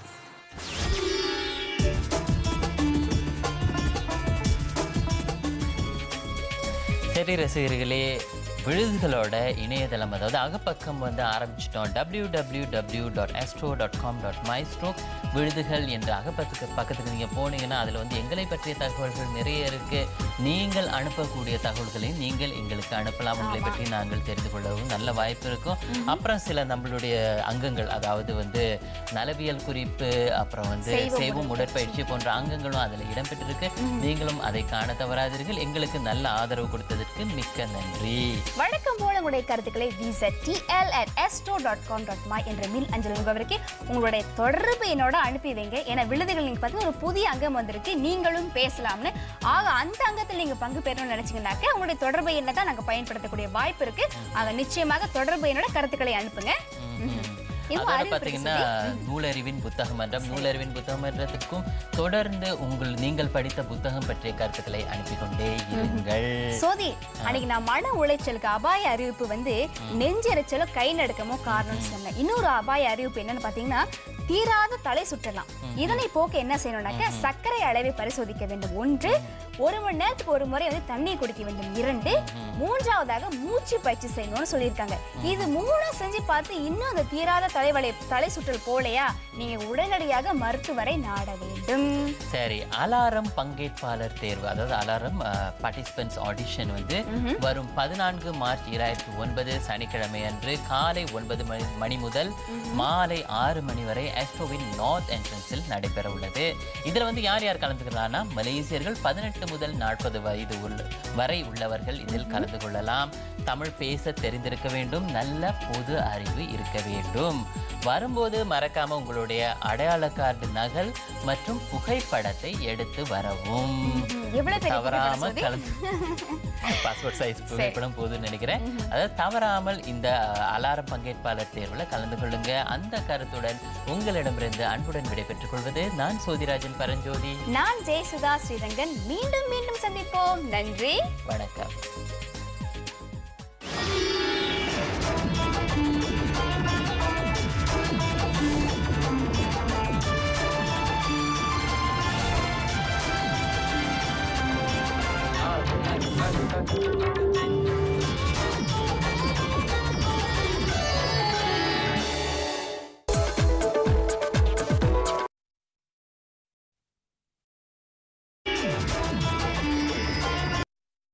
ராகஸ்வரங்களுடைய வெற்றியாளர் நம்ம பார்த்துட்டோம். நிச்சயமா அவங்களுக்கு ஆதரவு கொடுத்து அவங்க குடும்பத்துக்கும் மனமார்ந்த வாழ்த்துக்கள்.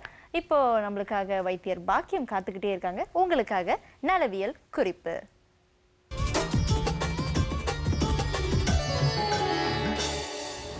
வணக்கம் அன்பர்களே. வாரம் ஒரு கீரை என்ற ரீதியில் இன்றைக்கி ஒரு கீரை கொண்டு வந்திருக்கலாம். இது நீங்கள் பல இடத்துல பார்த்துருப்பீங்க, மார்க்கெட்டில் கிடைக்காது. கொஞ்சம் ஞாபகப்படுத்தி பாருங்கள். எல்லா இடத்துலையும் காடு மாதிரி வளர்ந்துருக்கிற கீரை இது. இதுக்கு பேர் கோவை கீரை. இதில் பழம் உண்டு. கோவை பழம் போல் உதடெல்லாம் சிவந்ததுன்னு சொல்லிட்டு கவிதைகள்லாம் எழுதுவாங்க. அந்த அளவுக்கு ரொம்ப அழகாக இருக்கும் அந்த கோவைக்காய். கோவை பழத்தை நீங்கள் பார்த்துருக்கலாம். சில சமயங்களில் ஊர்லேருந்து இங்கே வரது உண்டு. இந்த கோவைக்கு என்ன பலன்ண்டா, மூளைச்சூட்டுக்காரங்களுக்கு அடிக்கடி மூளைச்சூடு நம்முடைய மருந்துகளில் வருது பாருங்கள். ஆக சூடாக இருந்தால் இந்த கீரையை பழிக்கலாம். அப்படி இல்லை, திடீர்னு உங்களுக்கு கீரை தேவைப்படுது, உங்களுடைய பக்கம் இருக்குதுன்னு சொன்னால் இதை பறித்து கழுவி நீங்கள் உபயோகிக்கலாம். இப்போ சூப்புக்கெல்லாம் தேவைப்படுதுன்னு வச்சுக்கோங்க. திடீர்னு ஒரு கீரை இல்லை, உங்களுடைய ஃப்ரிட்ஜில் எல்லாம் போச்சு, பட்டுன்னு இதை எடுத்து அழகாக கிள்ளி ஒரு 5-6 இலையை எடுத்து போட்டு ஒரு சூப் வச்சுட்டு போகலாம். ஒரு பச்சையாக இருக்கிறதுக்காக ஒரு கீரைக்கு இதை பழிக்கலாம். ரொம்ப சுவையாக இருக்கும். இதை நீங்கள் சாப்பிட்டு பார்த்தீங்கன்னா. இப்போது இதிலேருந்து கொஞ்சம் எடுத்து சாதாரணமாக இங்கே வச்சு சின்னதாக அரிஞ்சு அதை சாதாரண நம்ம சாப்பிட்ற கீரை மாதிரி உபயோகிக்கலாம். பிரட்டி சாப்பிட்லாம். தேங்காய் பூ போடலாம். தேங்காய் பூ போடாமலும் நல்லா சுவையாக இருக்கும். இதையே கொஞ்சம் கிள்ளி, இது பெருசு இலையை அந்த மாதிரி எடுத்துகிட்டு கொஞ்சம் எடுத்து லேசாக விளக்கெண்ணெய் ஊற்றி லேசாக வதக்கிக்கிட்டு வாசனை வாயில் வச்சு கட்டிட்டிங்கன்னா அந்த வாசனை வாயில் உள்ள புண்ணுகள் ஜலம் உண்டாகி அது வெளியாயிரும். அதில் உள்ள குறுத்து வெளியாகாமல் ரொம்ப கஷ்டப்பட்டுட்டு இருப்பாங்க. இந்த இலையெல்லாம் நீங்கள் வச்சு கட்டிக்கிட்டு சாதாரணமாக ஒரு சில்வர் போட்டுக்கலாம். ஆக இதெல்லாம் ரொம்ப மைன்யூட்டாக உள்ள சின்ன கருத்துக்கள் சிலவங்களுக்கு இதெல்லாம் புரியாது, தெரிஞ்சிக்காது. ஆக இதெல்லாம் நீங்கள் நடைமுறையில் பாவீங்க. வாரம் ஒரு தடவை தாராளமாக இதை பரட்டி சாப்பிட்டிங்கன்னா அந்த மூளைச்சூடே வராதுங்க. நல்ல தாராளமாக ஜாமனுக்கு போகும், மலை விருத்தியாகும், உடம்பும் குளிர்ச்சியாகும். இது பொதுவாக கூப்பிடுறதுன்னு சொன்னால் குளிர்ச்சிக்கீரைன்னு வச்சுக்கலாம். பசலைக்கீரை எப்படி குளிர்ச்சியாக இருக்குதோ அதே மாதிரி இந்த கோவைக்கீரையை ஒரு குளிர்ச்சி. இப்போது நீங்கள் கோவையில் இந்த மாதிரி பூவை பார்த்துக்குங்க. சில இதுகளுக்கு பூ இல்லாமல் இருக்கும், பூ இருக்கிறதா இருக்கணும். பூ இருக்கிறது சிலது காய்க்கும், சிலது காய்க்கவே காய்க்காது. அதில் ஆண் பெண்ணுண்டு 2 இனம் இருக்குது. 2யுமே சாப்பிடலாம். ஆனால் சிலது காட்டுக்கீரை ரொம்ப கசக்கும், அது சாப்பிட்றது அவ்வளோ சிறப்பு இல்லை. சாதாரணமாக இந்த கீரைகளை சாப்பிட்டு பார்த்தீங்கனாலே உங்களுக்கு சுவை தெரியும். இது சர்வசாதாரணமாக எல்லாரும் பாவிக்கலாம். தயவுசெய்து இந்த கோவைக்கீரையை தெரியாதுன்னு சொல்லாமல் கோவைக்கீரையை நல்லா பார்த்துக்குங்க. இந்த கீரையை எடுத்து கழுவி உங்களுடைய அன்றாட வாழ்க்கையில் தயவுசெய்து உபயோகிக்க வேண்டுமாறு கேட்டுக்கொண்டு முடிக்கிறேன். வணக்கம்.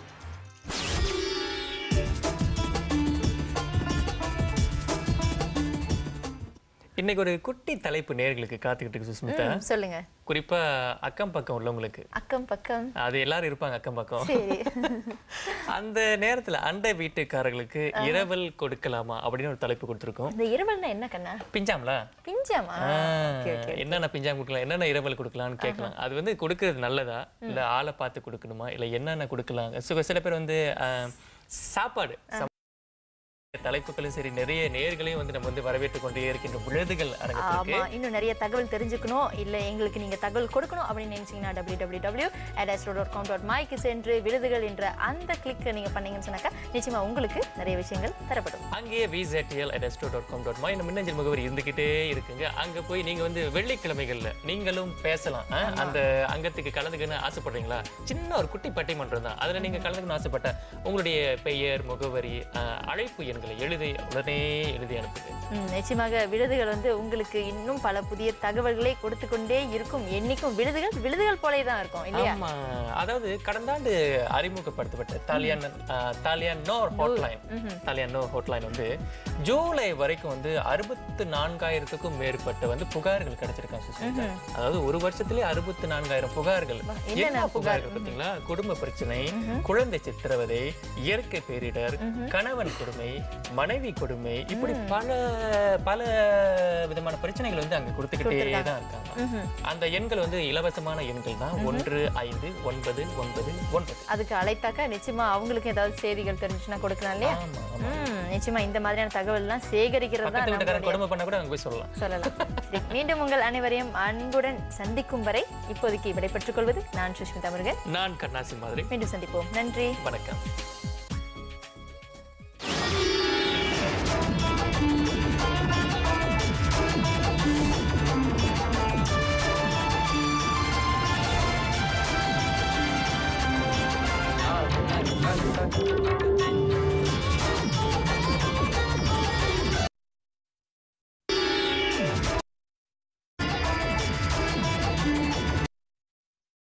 உங்களுக்காக வைத்தியர் பாக்கியம் அவர்கள் வழங்கும் நலவியல் குறிப்பு.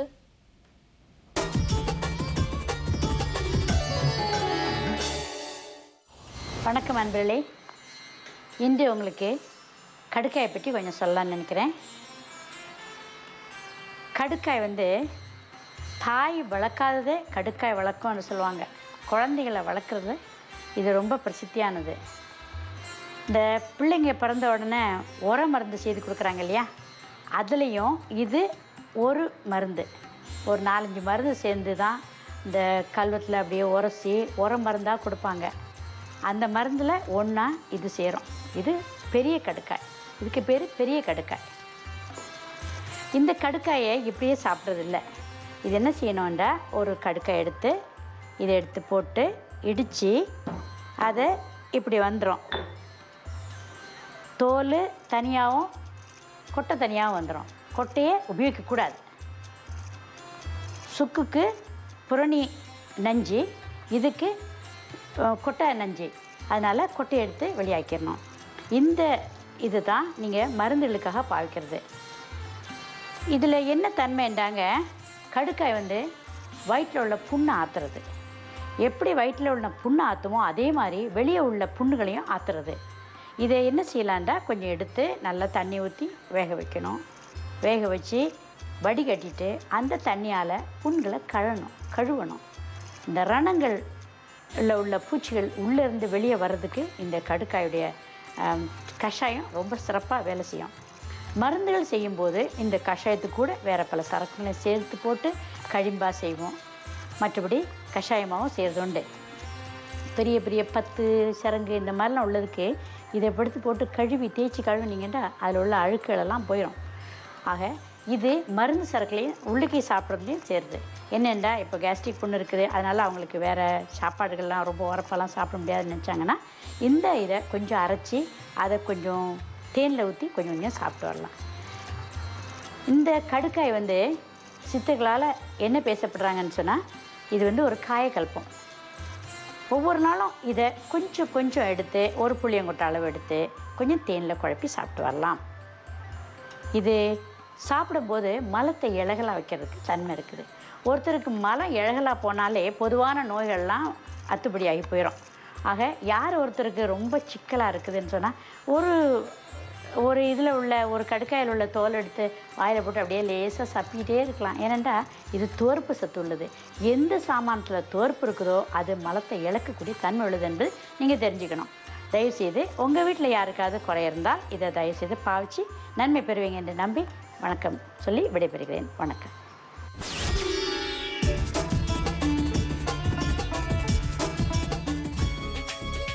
நம்மளுடைய www.astro.com.my இந்த மின்னஞ்சல் அகப்பக்க முகவரிக்கு போன போது சுஸ்மிதா, அந்த விழுதுகள் இருக்கு இல்லையா, அங்க சில நேயர்கள் வந்து பேசிக்கிட்டு இருந்தாங்க என்கிட்ட. பேசிக்கிட்டு இருந்தாங்கன்னா மின்னஞ்சல் மூலியமா தான் பேசிக்கிட்டு இருந்தாங்க. எப்படி இருக்கீங்க சுஸ்மிதா அக்கா, எப்படி இருக்காங்க, நீங்களும் சுஸ்மிதா வந்து எனக்கு ரொம்ப பிடிக்கும் தெரியுமா, அப்படிலாம் வந்து சில பேர் அந்த கருத்துக்கள் அனுப்பியிருந்தாங்க. சரி, இன்னமும் வந்து நம்ம நேயர்களுடைய கருத்துக்களை எதிர்பார்க்கிறோம். எங்க அனுப்பலாம் அவங்க கண்டிப்பா vzt@astro.com.my அனுப்பலாம். அதே சமயத்துல எங்க போனீங்கன்னா அந்த ஹோஸ்ட் அந்த பேஜ் போனீங்கனாலே உங்களுடைய கருத்துக்களை நீங்க ரிஜிஸ்டர் பண்ணிட்டு அதுக்கப்புறம் உங்களுடைய கருத்துக்களை எல்லாம் தாராளமாக நீங்க அனுப்பலாம்.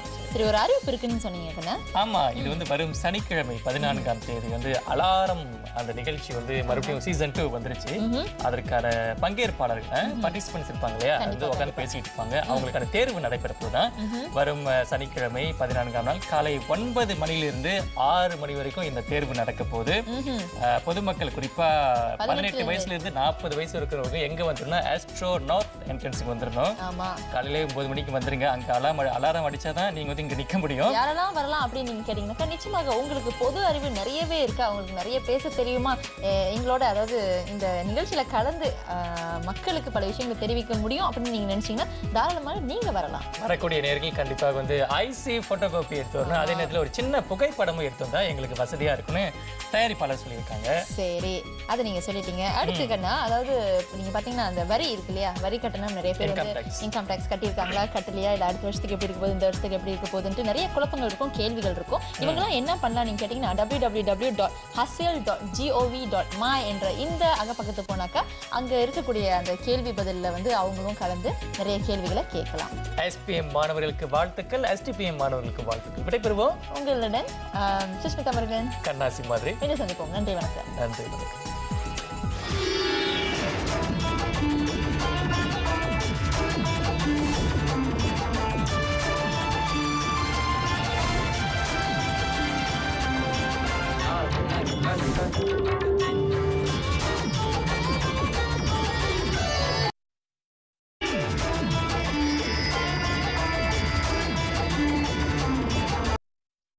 BK ஷோபா அவர்களை சந்தித்தோம். அதாவது சிந்தனை துளிகள் என்ற 2 புத்தகங்கள் பற்றி அவர் விரிவாக நமக்கு விளக்கமளித்தார். அதோடு பார்த்திங்கன்னா நம்மளுடைய நூலறிவின் புத்தக மன்றத்திற்கு வந்து நிறைய நேர்கள் நீங்கள் படித்த அந்த புத்தகம் பற்றி விளக்கமாக எங்களுக்கு வந்து அனுப்பிக்கிட்டு இருக்கீங்க. அதே தொடர்ந்து அனுப்புங்க. அதுவும் விரைவில் நமது அகப்பக்கத்தில் இடம்பெறும். இனி தொடரும் அங்கமாக இடம்பெறவிருப்பது சித்த வைத்தியர் பாக்கியம் அவர்கள் வழங்கும் நலவியல் குறிப்பு.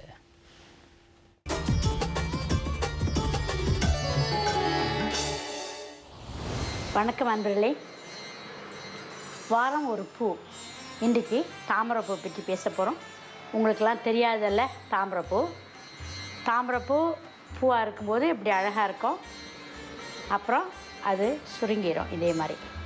ஆனால் நீங்கள் ஒவ்வொரு நாளும் தாமரைப்பூ கிடைக்காவிட்டால் அதோடைய இலையை அதோடைய இதழை இப்படி எடுத்து வச்சிங்கன்னா காஞ்சி போயிடும்.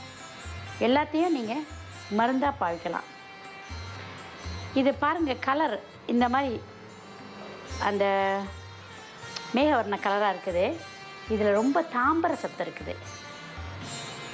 இதை என்ன செய்யலாண்டா, இருதயத்துக்கு ரொம்ப நல்லது. இது தாமரைப்பூ இருதயத்துக்கு நல்லது.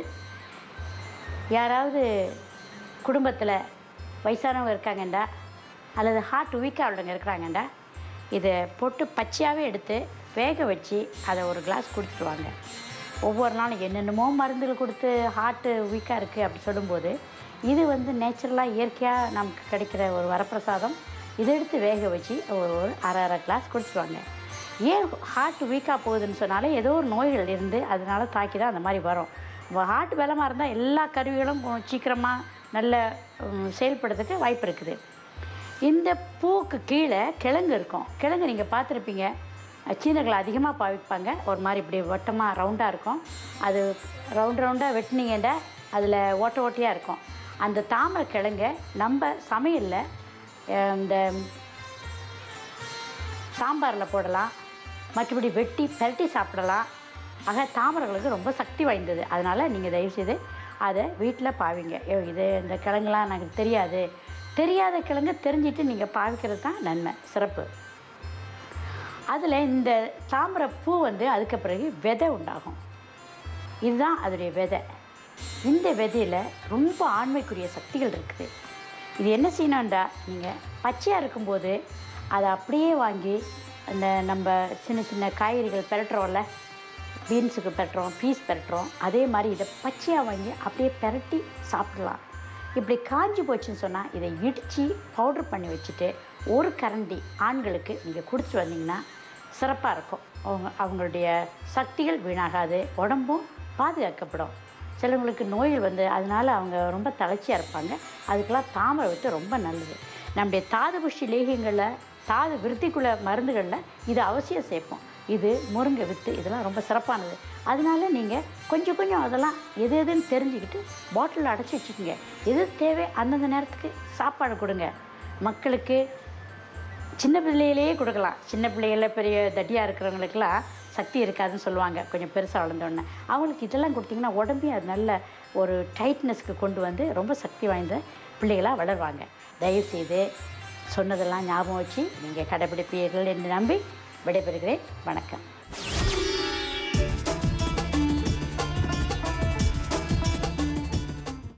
இன்றைக்கான நிகழ்ச்சி உங்களுக்கு நிச்சயமாக பிடித்திருக்கும் என்று நம்புகிறோம். சுதி, ஒரு அறிவிப்பு இருக்குன்னு சொன்னீங்க. சுதி, அலாரம் பங்கேற்பாளர் தேர்வு, அதாவது அலாரம் ஆடிஷன், அதாவது இதுல பங்கேற்கிறவங்க கலந்து கொள்ளக்கூடிய ஒரு தேர்வு. இது வந்து 14 மார்ச் 2009 சனிக்கிழமை காலை மணி 9 முதல் மாலை மணி 6 வரை ஆஸ்ட்ரோ நார்த் என்ட்ரன்ஸ்ல நடைபெற உள்ளது. இதுல யாரெல்லாம் கலந்துக்கலாம்னா, மலேசியர்கள் 18லேருந்து 40 வயது வரை உள்ளவர்கள், தமிழ் பேச தெரிந்திருக்க வேண்டும், நல்ல பொது அறிவு இருக்கணும். அதோட வந்து நீங்க வரும்போது மறக்காம அடையாள கார்டு நகல் மற்றும் புகைப்படத்தை எடுத்துட்டு வர மறந்துடாதீங்க. கண்டிப்பாக நிறைய உங்களுக்கு வந்து பொது அறிவு வந்து நிறைய இருக்க வேண்டும் அப்படின்னு கேட்டிருக்காங்க. நிறைய விஷயங்கள் வந்து இதுல வந்து நீங்களும் அதை கலந்து பேசுறதுக்கு ஒரு பெரிய வாய்ப்பு களமா அமைய போது நிச்சயமாக, அதாவது வந்து கலந்துக்கிட்டாங்க அப்படின்னு சொன்னாக்கா அவங்களுக்கு தேர்வு கிடைச்சிச்சுன்னு சொன்னாக்கா ஒரு நல்ல விஷயம் வர்றதுக்கு வாய்ப்புகள் நிறைய பிரகாசமாகவே இருக்குது. கருத்துக்களை சொல்லலாம். ஆமா, கண்டிப்பாக. அது மட்டும் இல்லாம இன்னைக்கு ரொம்ப சிறப்பா வந்து நம்மளுடைய SPM மாணவர்கள்லாம் தேர்ச்சி எடுத்துட்டு ரொம்ப சந்தோஷமா இருந்திருப்பாங்க.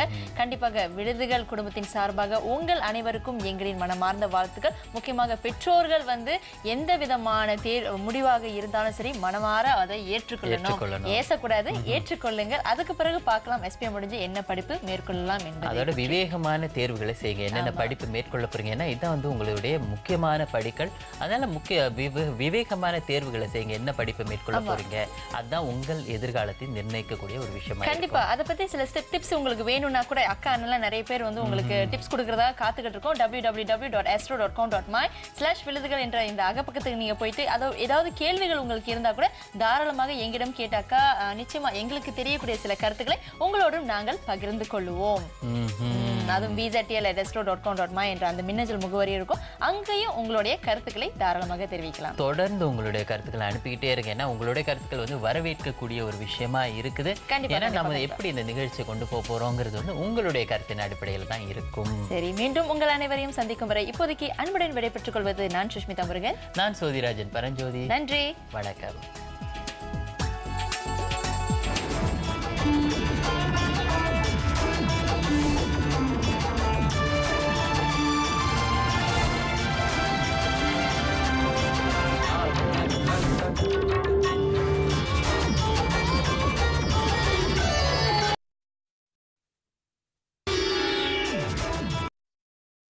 திருமதி பாக்கியம் அம்மா காத்துட்டே இருக்காங்க சோதி, நலவியல் குறிப்புக்காக.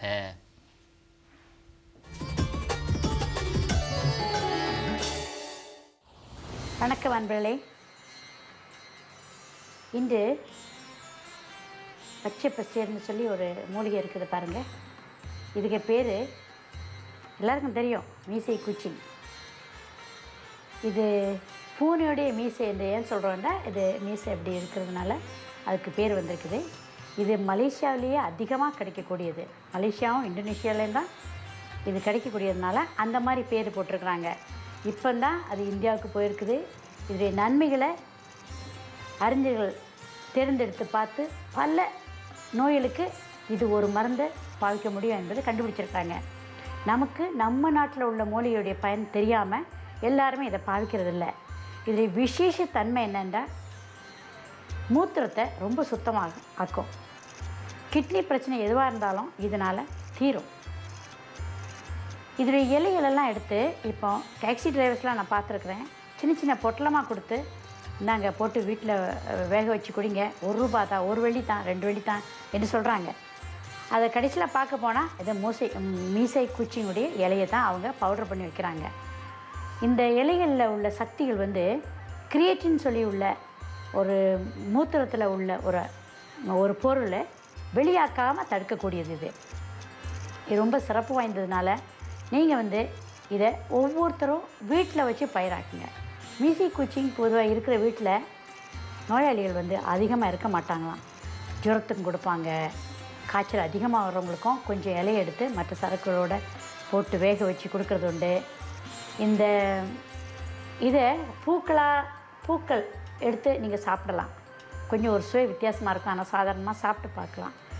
இதை தவிர்த்து இந்த இலைகளெல்லாம் காயப்போடுங்க. காயப்போட்டு வச்சுட்டு டீயாக உபயோகிங்க. சாயங்காலம் ஒரு டீக்கு பதிலாக கொஞ்சம் வேக போட்டு அந்த ஆவாரம் பூலாம் சொன்னால அதுக்கு கூட சேகர மூலிகை இந்த இலையும் நீங்கள் சேர்த்துக்கலாம். விசேஷமாக யாருக்குமே இந்த டயாலிசிஸ் போகக்கூடிய நிலைமை ஏற்படும் போது அதுக்கு முன்பு நீங்கள் செய்யக்கூடிய சிகிச்சை இது. ஏன்னா அது ஒன்றும் சரியாக வராது அப்படி சொல்கிறாங்க. ஆக இந்த மூலிகையை நீங்கள் ஆரம்பத்திலேயே பாவிச்சிங்கன்னா அந்த மாதிரி நிலைமைக்கு கொண்டு வராது. இப்போ தான் நம்ம கேள்விப்படுறோம் டயாலிசிஸு அதிகமாக உடம்பு வீங்கிடுச்சுது, கிட்னி வேலை செய்யலை, அதனால் அவங்களுக்கு உடம்பு வீங்கி போச்சுன்னு சொல்லிட்டு. அதனால் இந்த மருந்துகளை நீங்கள் வந்து எல்லாம் பாவிச்சிங்க. நீர் உடம்புல தங்காதபடிக்கு இது வைக்கும். பொதுவாக கொஞ்சம் முன்பு சொன்னோம், பொதுவாக நெரிஞ்சலுக்கும் இந்த சக்தி உண்டு. நெரிஞ்சல், இது கடல் ராஞ்சி, இந்த மாதிரி பல சரக்குகள் வந்து உங்களுடைய உடம்புல உள்ள நீரை தேக்க வைக்காமல் நல்லா மூத்திரத்தோடு வெளியாக்கக்கூடியது. அந்த மாதிரி சரக்குகளை நீங்கள் பார்த்து உபயோகித்து வந்தீங்கன்னா உங்கள் உடம்பு வீங்காது. அதிகமாக மூத்திரம் போகாமல் இருக்கிறவங்களுக்கு உடம்பு வீங்கி போயிடும். அந்த மாதிரி இருந்தால் தான் அவங்களுக்கு சீக்கு வரும். கிட்னி வேலை செய்யலை, நீர் வெளியாகலை என்பதனால அது நோய் என்று சொல்லி ஒரு கட்டத்தில் வர்றாங்க. இந்த மாதிரி நோய் வராமல் இருக்கிறதுக்கு இந்த மாதிரி மூலிகைலாம் நீங்கள் தினமும் பாவித்து நன்மை பெறுவீங்க என்று நம்பி விடைபெறுகிறேன். வணக்கம்.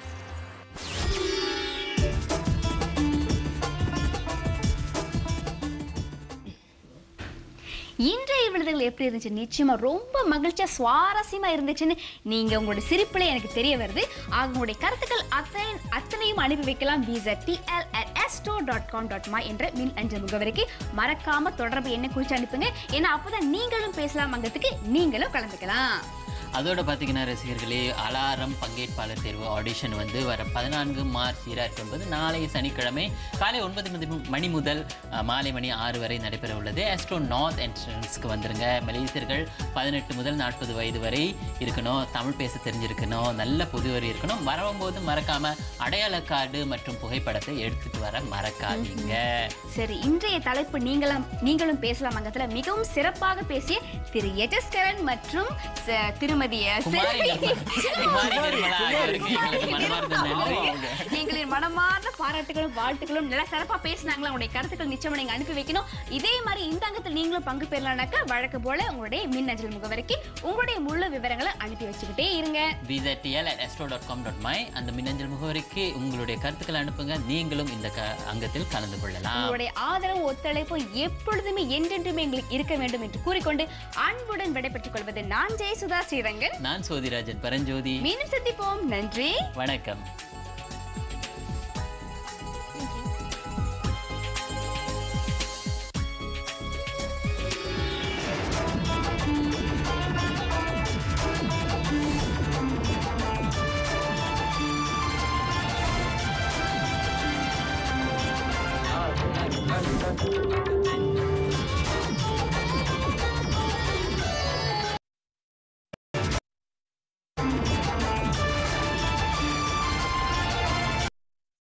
இந்த தகவலோட இன்றைக்கான இந்த தராசுக்கு ஒரு முற்றுப்புள்ளி வச்சுட்டு வெற்றி பெற்ற சிறப்பு தேர்ச்சி பெற்ற அனைவருக்குமே எங்களுடைய மனமார்ந்த வாழ்த்துக்களோடு திருமதி பாக்கியமாமா காத்துக்கிட்டே இருக்காங்க உங்களுக்காக நிலவியல் குறிப்பு.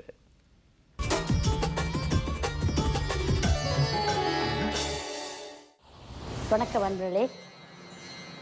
விருதுகள் நிகழ்ச்சியில் நலவியல் என்ற அங்கத்தில் இன்றைக்கு வாழைப்பழம் பற்றி பேச போகிறோம். பழம் என்ற தலைப்பு. ஆக வாழைப்பழம் உங்களுக்கு தெரியாததில்லை, வாழையடி வாழையாக நம்மளை வாழ வைக்கிற பழம் தான் வாழைப்பழம். எல்லா கல்யாண காட்சிகள்லேயும் நீங்கள் பார்க்கலாம். ஒரு திருமணத்துக்கும் இருக்குது, ஒரு கோயில் நிகழ்ச்சிகளுக்கும் அது இல்லாமல் இல்லை, வாழை மரத்தை எல்லாரும் கட்டிடுவாங்க. அந்த வாழை மரம் கட்டுறதுக்கு காரணமே எப்பொழுதுமே இரவில் அந்த பூச்சிகள் எதுவும் வந்து ஆண்டுனாலும் அந்த வாழை மரம் அவங்களுக்கு பாதுகாப்பாக இருக்குது என்பதனால தான். இப்போது வள்ளலுக்கு வள்ளலாக அதை வச்சு பயிராக்கிறவங்களுக்கு அது உதவுது. எப்படி உதவுது? அதோடைய வேரில் இருந்து, அந்த அடி தண்டில் இருந்து எல்லாமே பூ, காய், பிஞ்சு, வேறு எல்லாமே நமக்கு ஒரு மருந்தாக பயன்படுது. இது எத்தனை பேர் தெரிஞ்சு வச்சுருக்காங்க என்பது நமக்கு தெரியாது. ஆக வாழைப்பழத்தில் பல இனங்கள் இருக்குது. இது வாழைப்பழம், ரஸ்தாளி பழம், இது பிராங்கா என்று சொல்கிறது, இது நேத்திர வாழைப்பழம். இந்த வாழைப்பழத்தில் இது மட்டும் இல்லை, இன்னும் மலை வாழைப்பழம் இருக்குது. மலை வாழைப்பழம் என்பது நீங்கள் நடந்து போயிட்டு இருக்கும்போது மலையில் சின்ன சின்ன பழமாக படுத்திருக்கோம், அந்த பழத்துக்கு பேர் தான் மலை வாழைப்பழம். மலை வாழைப்பழத்தை நீங்கள் சின்ன குழந்தைகளுக்கெல்லாம் கொடுக்கலாம், ஒரு பயமும் இல்லை. அது ரொம்ப சக்தி வாய்ந்தது. அது தவிர்த்து இந்த பழங்களில் பொட்டாசியம் இருக்குது, ஏ இருக்குது, விட்டமின் டி இருக்குது. எல்லாரும் சாப்பிட்டு அதை பயன்படுத்தலாம். மலச்சிக்கலுக்கு ரொம்ப நல்லா வேலை செய்யுது. இளம் குழந்தைகளுக்கு எப்படி நீங்கள் கொடுக்கணும்னு சொன்னால், ஒரு 8 மாத குழந்தைகளுக்கு கொடுக்குறீங்கன்னு நினச்சிங்க. அந்த பிள்ளைகளுக்கு கொடுக்கும்போது பழத்தை சின்ன சின்னதாக வெட்டி போட்டு தண்ணியில் வேக வச்சு அதை நீங்கள் சாப்பிட கொடுக்கலாம். பச்சையாக கொடுத்தா அதுங்களுக்கு ஒத்துக்கொள்ளாது. பொதுவாக சில பிள்ளைகளுக்கு நீங்கள் ருசியாக சாப்பிட்றதுக்கு விரும்புகிறாங்க, எது சாப்பிட்டாலும் வேண்டான்னு சொல்கிறாங்கன்னு நினச்சிங்கன்னா, நீங்கள் தயவு செய்து என்ன செய்யலாண்டா, ஒரு சின்ன ஹார்லிக்ஸ் எடுத்துக்கோங்க. அந்த ஹார்லிக்ஸில் வாய் அகலமாக இருக்கணும். அதில் கொஞ்சம் விளக்கெண்ணெய் ஊற்றிக்குங்க. இந்த பிசங் தாலி என்று சொல்லப்படுற ரசத்தாளி பழத்தை சின்னதாக வெட்டி ரவுண்டாக வெட்டி போடுங்க. வெட்டி போட்டு அதை ஊற வைக்கணும். அதுக்கு கூட பனங்கற்கண்டு போடணும். பனங்கற்கண்டு என்பது அன்றைக்கி ஒரு நாள் நம்ம பார்த்துட்டோம், சின்ன கற்கண்டாக இருக்கும். அதை போடுங்க. போட்டு ஊற வச்ச பிறகு அதை எடுத்து 1 நாள் 2 நாள் ஊறின பிறகு அடுத்த நாள் பிள்ளைகளுக்கு 1 டீஸ்பூன் விளக்கெண்ணையும் 1 பீஸ் ஆஃப் பனானா, ஒரு சின்ன துண்டு வாழைப்பழத்தையும் கொடுத்துருங்க. அப்போ அவங்க சந்தோஷமாக சாப்பிடுவாங்க. இனிப்பு இருக்கிறதுல, அதனால் அவங்க சந்தோஷமாக சாப்பிடுவாங்க. அவங்களுக்கு மலை ஜலம்லாம் கட்டாது, நல்லா ஜாமானுக்கு போயிடும். ஆக இந்த பழங்களில் ரொம்ப சக்தி. அது மட்டும் இல்லை, வாழைப்பழம் என்று சொல்லும்போது அந்த பழத்தை அழகாக வெட்டி பல விதமான சமையல் செய்யும்போது அழகுக்கு பயன்படுத்தலாம். அதை நம்ம காலையில் செய்கிற பொங்கல் சோறுக்கு சின்னதாக வெட்டி போட்டு பொங்கல் பண்ணலாம். இது ஒரு தனி சுவை இருக்கும். ஆக நம்ம எப்போவுமே இதை அதிகமாக சாப்பிடக்கூடாது. எதுவுமே அளவுக்கு மிஞ்சினால் அமிர்தமும் நஞ்சு. அதனால் நம்ம சாப்பாட்டுக்காக வாழலை, நம்ம உணவு அதிகமாக நம்ம சாப்பிட்ற தப்பு என்பது சொல்லி நான் விடைபெறுகிறேன். வணக்கம்.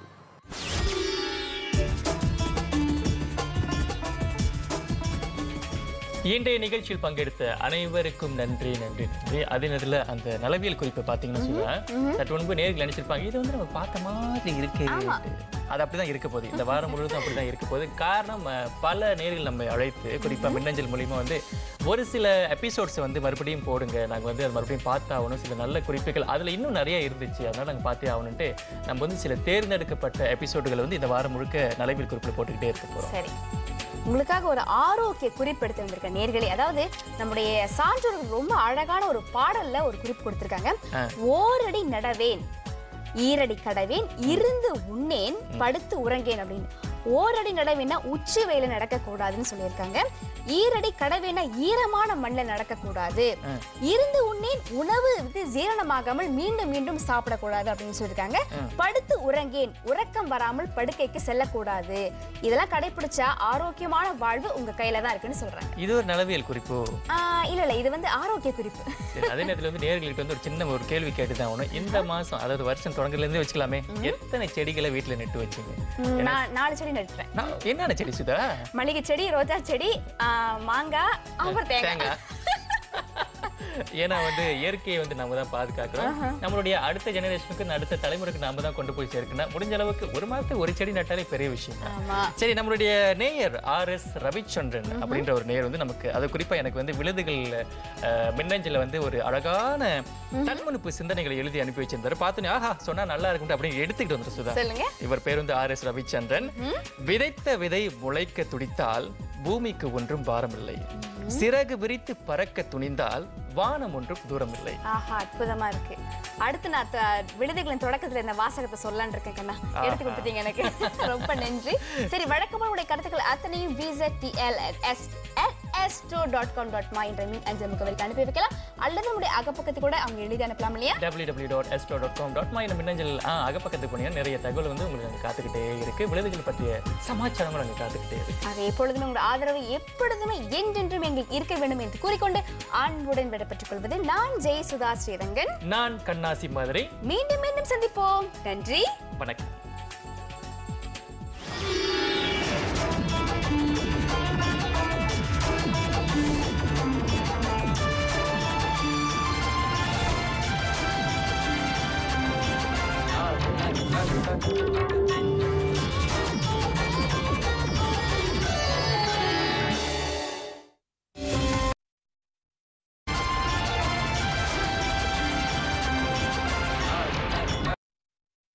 ரொம்ப ஒரு அற்புதமான நேர்காணலை பார்த்தாச்சு. இந்த அளவுக்கு இந்த சின்ன வயசுலேயே அவருக்கு திறமைகள் இருக்குது. சரி, உங்களுக்காக தொடர்பாங்க வைத்தியர் பாக்கியம் அவர்கள் வழங்கும் நலவியல் குறிப்பு.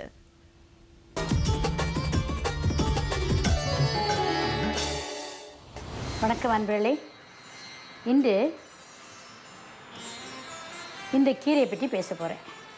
இதை பாருங்கள், யாருக்காவது தெரியுதா? இது செல்லரி. செல்லரி கீரை என்பது கொஞ்சம் காசு கூட கொடுத்து வாங்கணும், ஆனால் ரொம்ப சக்தி வாய்ந்தது. பொதுவாக இது வெளிநாட்டிலேருந்து வர்றது. அவங்க என்ன செய்கிறாங்க, சாதாரணமாக காய்கறிகளை மாதிரி போட்டு சாப்பிட்றாங்க. நம்மளும் அதே மாதிரி சின்ன சின்னதாக வெட்டி பாருங்கள், சின்ன சின்னதாக வெட்டி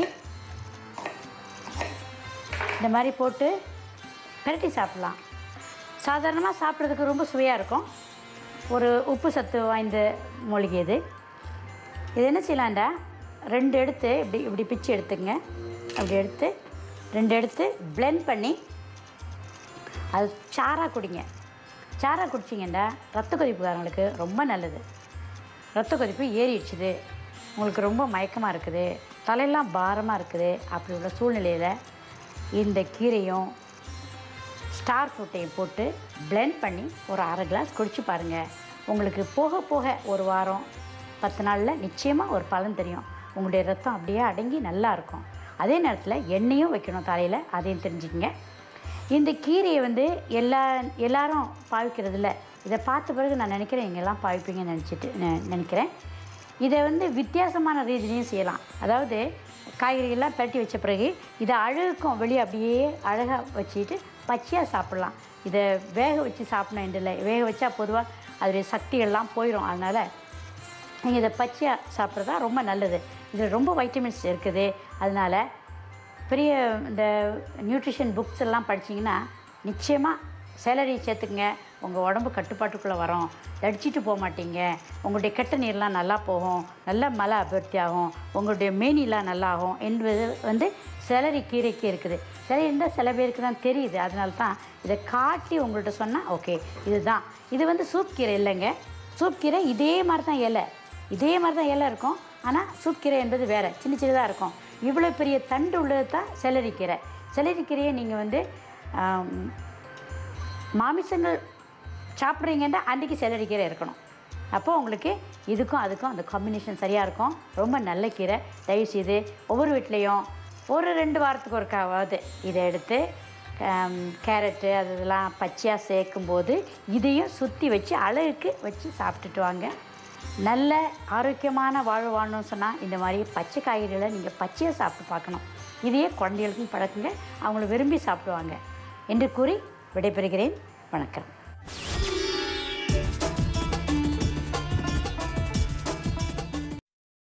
இப்போ நல்லதையே தெரிந்து கொள்வோம். அதுதான் நம்மளுடைய ஆசை இல்லையா சோதி? நிச்சயமாக இந்த நிகழ்ச்சி உங்களுக்கு பிடிச்சிருந்துச்சா அல்லது உங்களுக்கு வேற எதுவும் கருத்துக்கள் இருந்தா தாராளமாக எங்களோட நீங்கள் பகிர்ந்து கொள்ளலாம். www.astro.com.my/விழுதுகள் என்ற இந்த அகப்பக்கத்துக்கு சென்று உங்களுடைய கருத்துக்களை எங்களுக்கு எழுதி அனுப்புங்க. இல்லாட்டி bztl@astro.com.my என்ற மின்னஞ்சல் முகவரிக்கும் உங்களுடைய கருத்துக்களை நீங்கள் தாராளமாக அனுப்பலாம். விழுதுகளின் நூலறிவின் புத்தக மன்றத்திற்கும் நீங்கள் படித்த அந்த புத்தகம் பற்றிய கருத்துக்களை நீங்கள் தொடர்ந்து அனுப்புங்கள். மீண்டும் மீண்டும் மீண்டும் இந்த நாள் உங்களுக்கு ஒரு நல்ல நாளாக அமையட்டும். எங்களுடைய வாழ்த்துக்கள் என்னைக்கும் உங்ககிட்ட இருக்கும். அந்த வாழ்த்துக்களுடன் உங்களிடமிருந்து அன்புடன் விடைபெற்றுக் கொள்வது நான் சுஷ்மிதா முருகன். நான் சோதிராஜன் பரஞ்சோதி. மீண்டும் சந்திப்போம். நன்றி, வணக்கம்.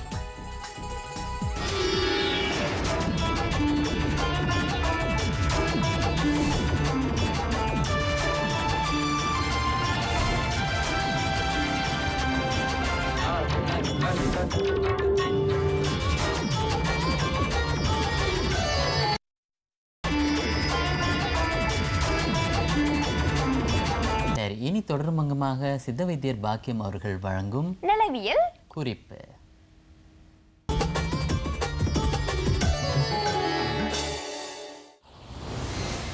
வணக்கம் அன்பர்களே, நலமாக இருக்கீங்களா? இன்றைக்கி நலவியல் நிகழ்ச்சியில் நெல்லிக்காயோடு வந்திருக்கிறேன். நெல்லிக்காய் என்பது நீங்கள் கேள்விப்பட்டிருப்பீங்க. மலேசியாவில் உள்ள எல்லாருக்கும் தெரியும். நெல்லிக்காய் இருந்தால் என்ன எடுப்பாங்க தெரியுமா? ஒரு மாதிரி கூடு உள்ள ஒரு நெல்லிக்காய் புளிச்சிட்டு இருக்கிறத எடுப்பாங்க. ஏறக்குறைய அது இது மாதிரி இருக்கும். ஆனால் இது நெல்லிக்காய் அல்ல.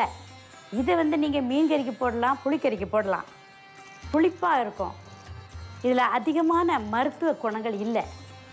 ஆனால் இந்த மாதிரி எடுக்கும்போது இதுதான் உண்மையான நெல்லிக்காய். இந்த மரம் இதில் இலைகள் புளி இலை மாதிரி இருக்கும். அந்த புளி இலையை பார்த்து இந்த நெல்லிக்காயை பார்க்கலாம்.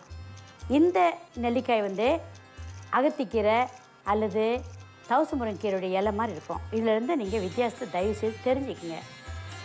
ஆக இப்போ நான் சொல்கிற நெல்லிக்காய் பொதுவாக நிறைய கிடைக்காது, பச்சையாக கிடைக்காது. பச்சையாக கிடைத்தால் அதை எடுத்து கொஞ்சம் இடித்து சாறு எடுத்து அதில் கொஞ்சம் தேன் விட்டு கலக்கி குடிச்சிங்கன்னா உங்களுக்கு ரொம்ப நல்லது. இனிப்பு இருக்காரங்களுக்கெல்லாம் இது ஒரு தேவாமிர்தம் மாதிரி. நீங்கள் எத்தனை வருஷம் அல்லது எத்தனை மாதங்களில் இனிப்பு நீர் இருக்குதோ அந்த அளவுக்கு இதில் சாறு எடுத்து பச்சையாக இடித்து சாறு எடுக்கணுங்க. சாறு எடுத்து அதில் கொஞ்சம் பனங்கற்கண்டு அல்லது தேன் ஊற்றி கொஞ்சமாக எடுத்து ஒவ்வொரு நாளைக்கு ஒவ்வொரு கரண்டி வீதம் சாப்பிட்டே வந்தீங்கன்னா ஏறக்குறைய 1/4 பாகம், அதாவது ஒரு மாதம் அவங்களுக்கு இருக்குதுன்னு சொன்னால் 1/4 மாதத்துக்கு அதை சாப்பிட்டீங்கன்னா உங்களுக்கு ஓரளவு நல்ல குணம் கிடைக்கலாம் என்பது சித்தர்களுடைய ஆய்வு. இந்த நெல்லிக்காயில் நீங்கள் ஊறுகாய் போடலாம். கொஞ்சம் உப்பு போட்டு ஊறுகாய் போட்டு அதை சாப்பிட்றது உண்டு. ஏன்னா கிடைக்காத காலங்களில் அப்படி பதனப்படுத்தி வச்சுக்குவாங்க. இது தவிர்த்து இது கிடைக்காத காலத்தில் இந்த மாதிரி காஞ்சி போன நெல்லிக்காயை வாங்கலாம். காஞ்சி போன நெல்லிக்காயிலையும் தண்ணி ஊற்றி ஊற வச்சு அதை நல்லா வேக வச்சு அதில் இருத்து தண்ணி குடிங்க. இது மலச்சிக்கலுக்கு ரொம்ப நல்லது. நல்ல ஜாமானுக்கு போகும். ஏன் அடிக்கடி மலச்சிக்கல் என்று வற்புறுத்துறேன்டா, உடம்புல நோய் வர்றதுக்கு காரணமே மலச்சிக்கல் தான். அந்த ஒவ்வொரு நாளும் கழிவு வெளியே போகாவிட்டால் அது உடம்புலையே ஏறி டாக்ஸின் ஆகி அது கெட்ட கிருமிகள்லாம் உற்பத்தியாக்கி உங்களுக்கு அங்கே வலி இங்கே வலி சின்ன சின்ன கொப்பளங்கள் எல்லாமே வருது. அதனால் மலச்சிக்கலுக்கு நம்ம நீங்கள் ரொம்ப அதுக்கு ஒரு இது கொடுக்கணும், மதிப்பு கொடுக்கணும். மலச்சிக்கல் எது நீக்குதோ அதெல்லாம் நீங்கள் ரொம்ப கேர் எடுத்து அதை எப்படி சாப்பிடணும் என்பதெல்லாம் கவனமாக தெரிஞ்சு எழுதி வச்சுக்கணும். ஆக இந்த நெல்லிக்காயை அந்த மாதிரி நீங்கள் சாப்பிட்டிங்கன்னா ரொம்ப சிறப்பு. நெல்லிக்கனி அந்த காலத்தில் ஔவையார் கூடயும் சொல்லியிருக்கிறாங்க, பாட்டுகள்லாம் வருது. இது நரத்திரை மாற்றக்கூடியது. இதை தைலமாக காய்க்கலாம், அவிச்சு அல்லது இடித்து சாறு எடுத்து அதை தைலங்களில் காய்ச்சி நீங்கள் தலையில் தேய்ச்சிட்டு வந்தீங்கன்னா கருப்பு கலர் மாறும். நாளடைவில் நரத்திரையெல்லாம் மாறும். அதையே குடிச்சிங்கன்னா அப்போ எவ்வளோ சக்தி உண்டது. ஆக இந்த நெல்லிக்கனிக்கு உள்ள மகிமையை நீங்கள் தெரிஞ்சுக்கிட்டு தயவுசெய்து ஒவ்வொரு வீட்லேயும் ஒவ்வொரு மரத்தை வளருங்க. ஏதாவது இடம் கிடச்சுன்னா அங்கே கொண்டு போய் செடியை உண்டாக்குங்க. ஏன்னா இது பொதுவாக கேரளா பகுதியிலையும் இந்தியாலையும் அதிகமாக கிடைக்குது. இந்த நாட்டில் ரொம்ப இல்லை, ரொம்ப ரேராக இருக்குது. அதனால் தயவுசெய்து ஒவ்வொரு கோயில்களையாவது நெல்லிக்கனியை வச்சு வளர்த்திங்கன்னா மக்களுக்கு ரொம்ப பயன்படும் என்று சொல்லி வணக்கத்தோடு விடைபெறுகிறேன். வணக்கம்.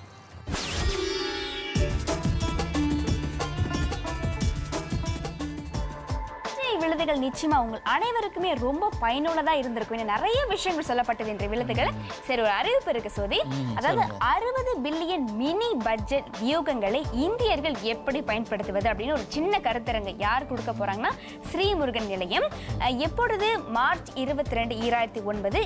எங்கு அப்படின்னு பார்த்தீங்கன்னா பெடான சிஸ்வா மலாய பல்கலைக்கழகத்தில் மாலை 7:15 முதல் இரவு 10 மணி வரைக்கும் இந்த கருத்தரங்கு நடக்க உள்ளது. இதில் பார்த்தீங்கன்னா சிறந்த பேச்சாளர்கள்லாம் இடம்பெற போகிறாங்க. மாண்புமிகு டாக்டர் எஸ் சுப்பிரமணியம், மலேசிய அதாவது மனிதவள அமைச்சர். அப்புறம் வந்து டத்தோ என் சதாசிவன், முன்னாள் மைடாவின் இயக்குனர். மற்றும் ரீட்டா பெனி பூஷன், இவங்க வந்து minority share holders watchdog group, அதாவது சிறுபான்மை பங்குதாரர்கள் குழுவின் தலைமை செயல்முறை அதிகாரி. மற்றும் இதற்கு தலைவராக வந்து டாக்டர் எம் தம்பிராஜா